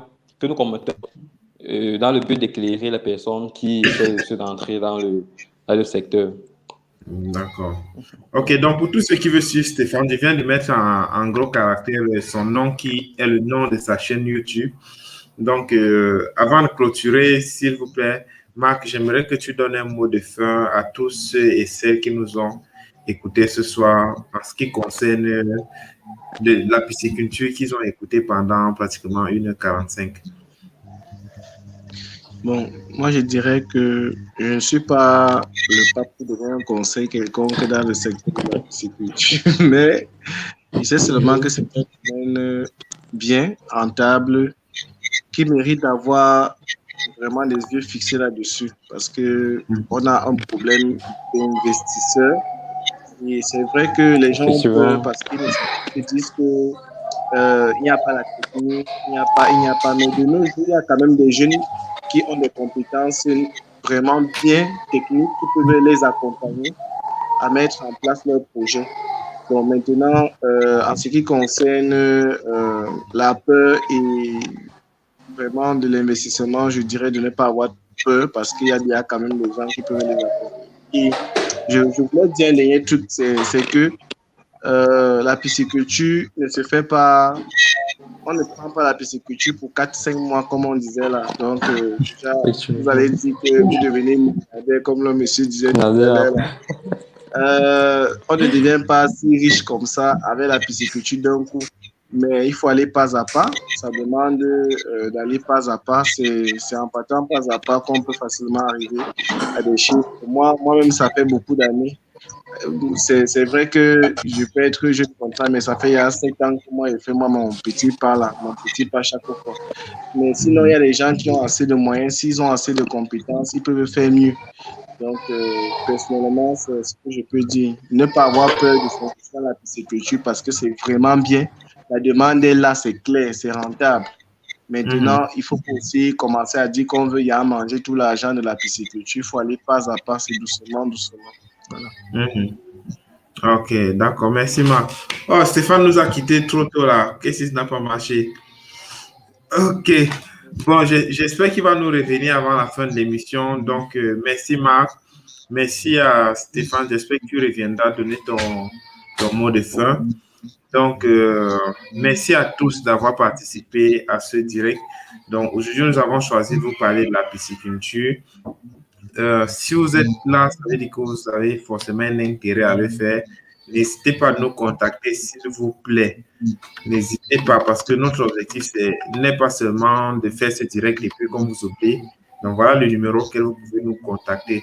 D'ici 2 semaines, les formations de Marc et de Stéphane seront disponibles en ligne sur c.com. Donc, allez sur cette plateforme aussi pour faire former. Donc, Marc et moi, avec Stéphane, nous sommes engagés à vous accompagner pour que vous puissiez réussir vos différents projets piscicoles.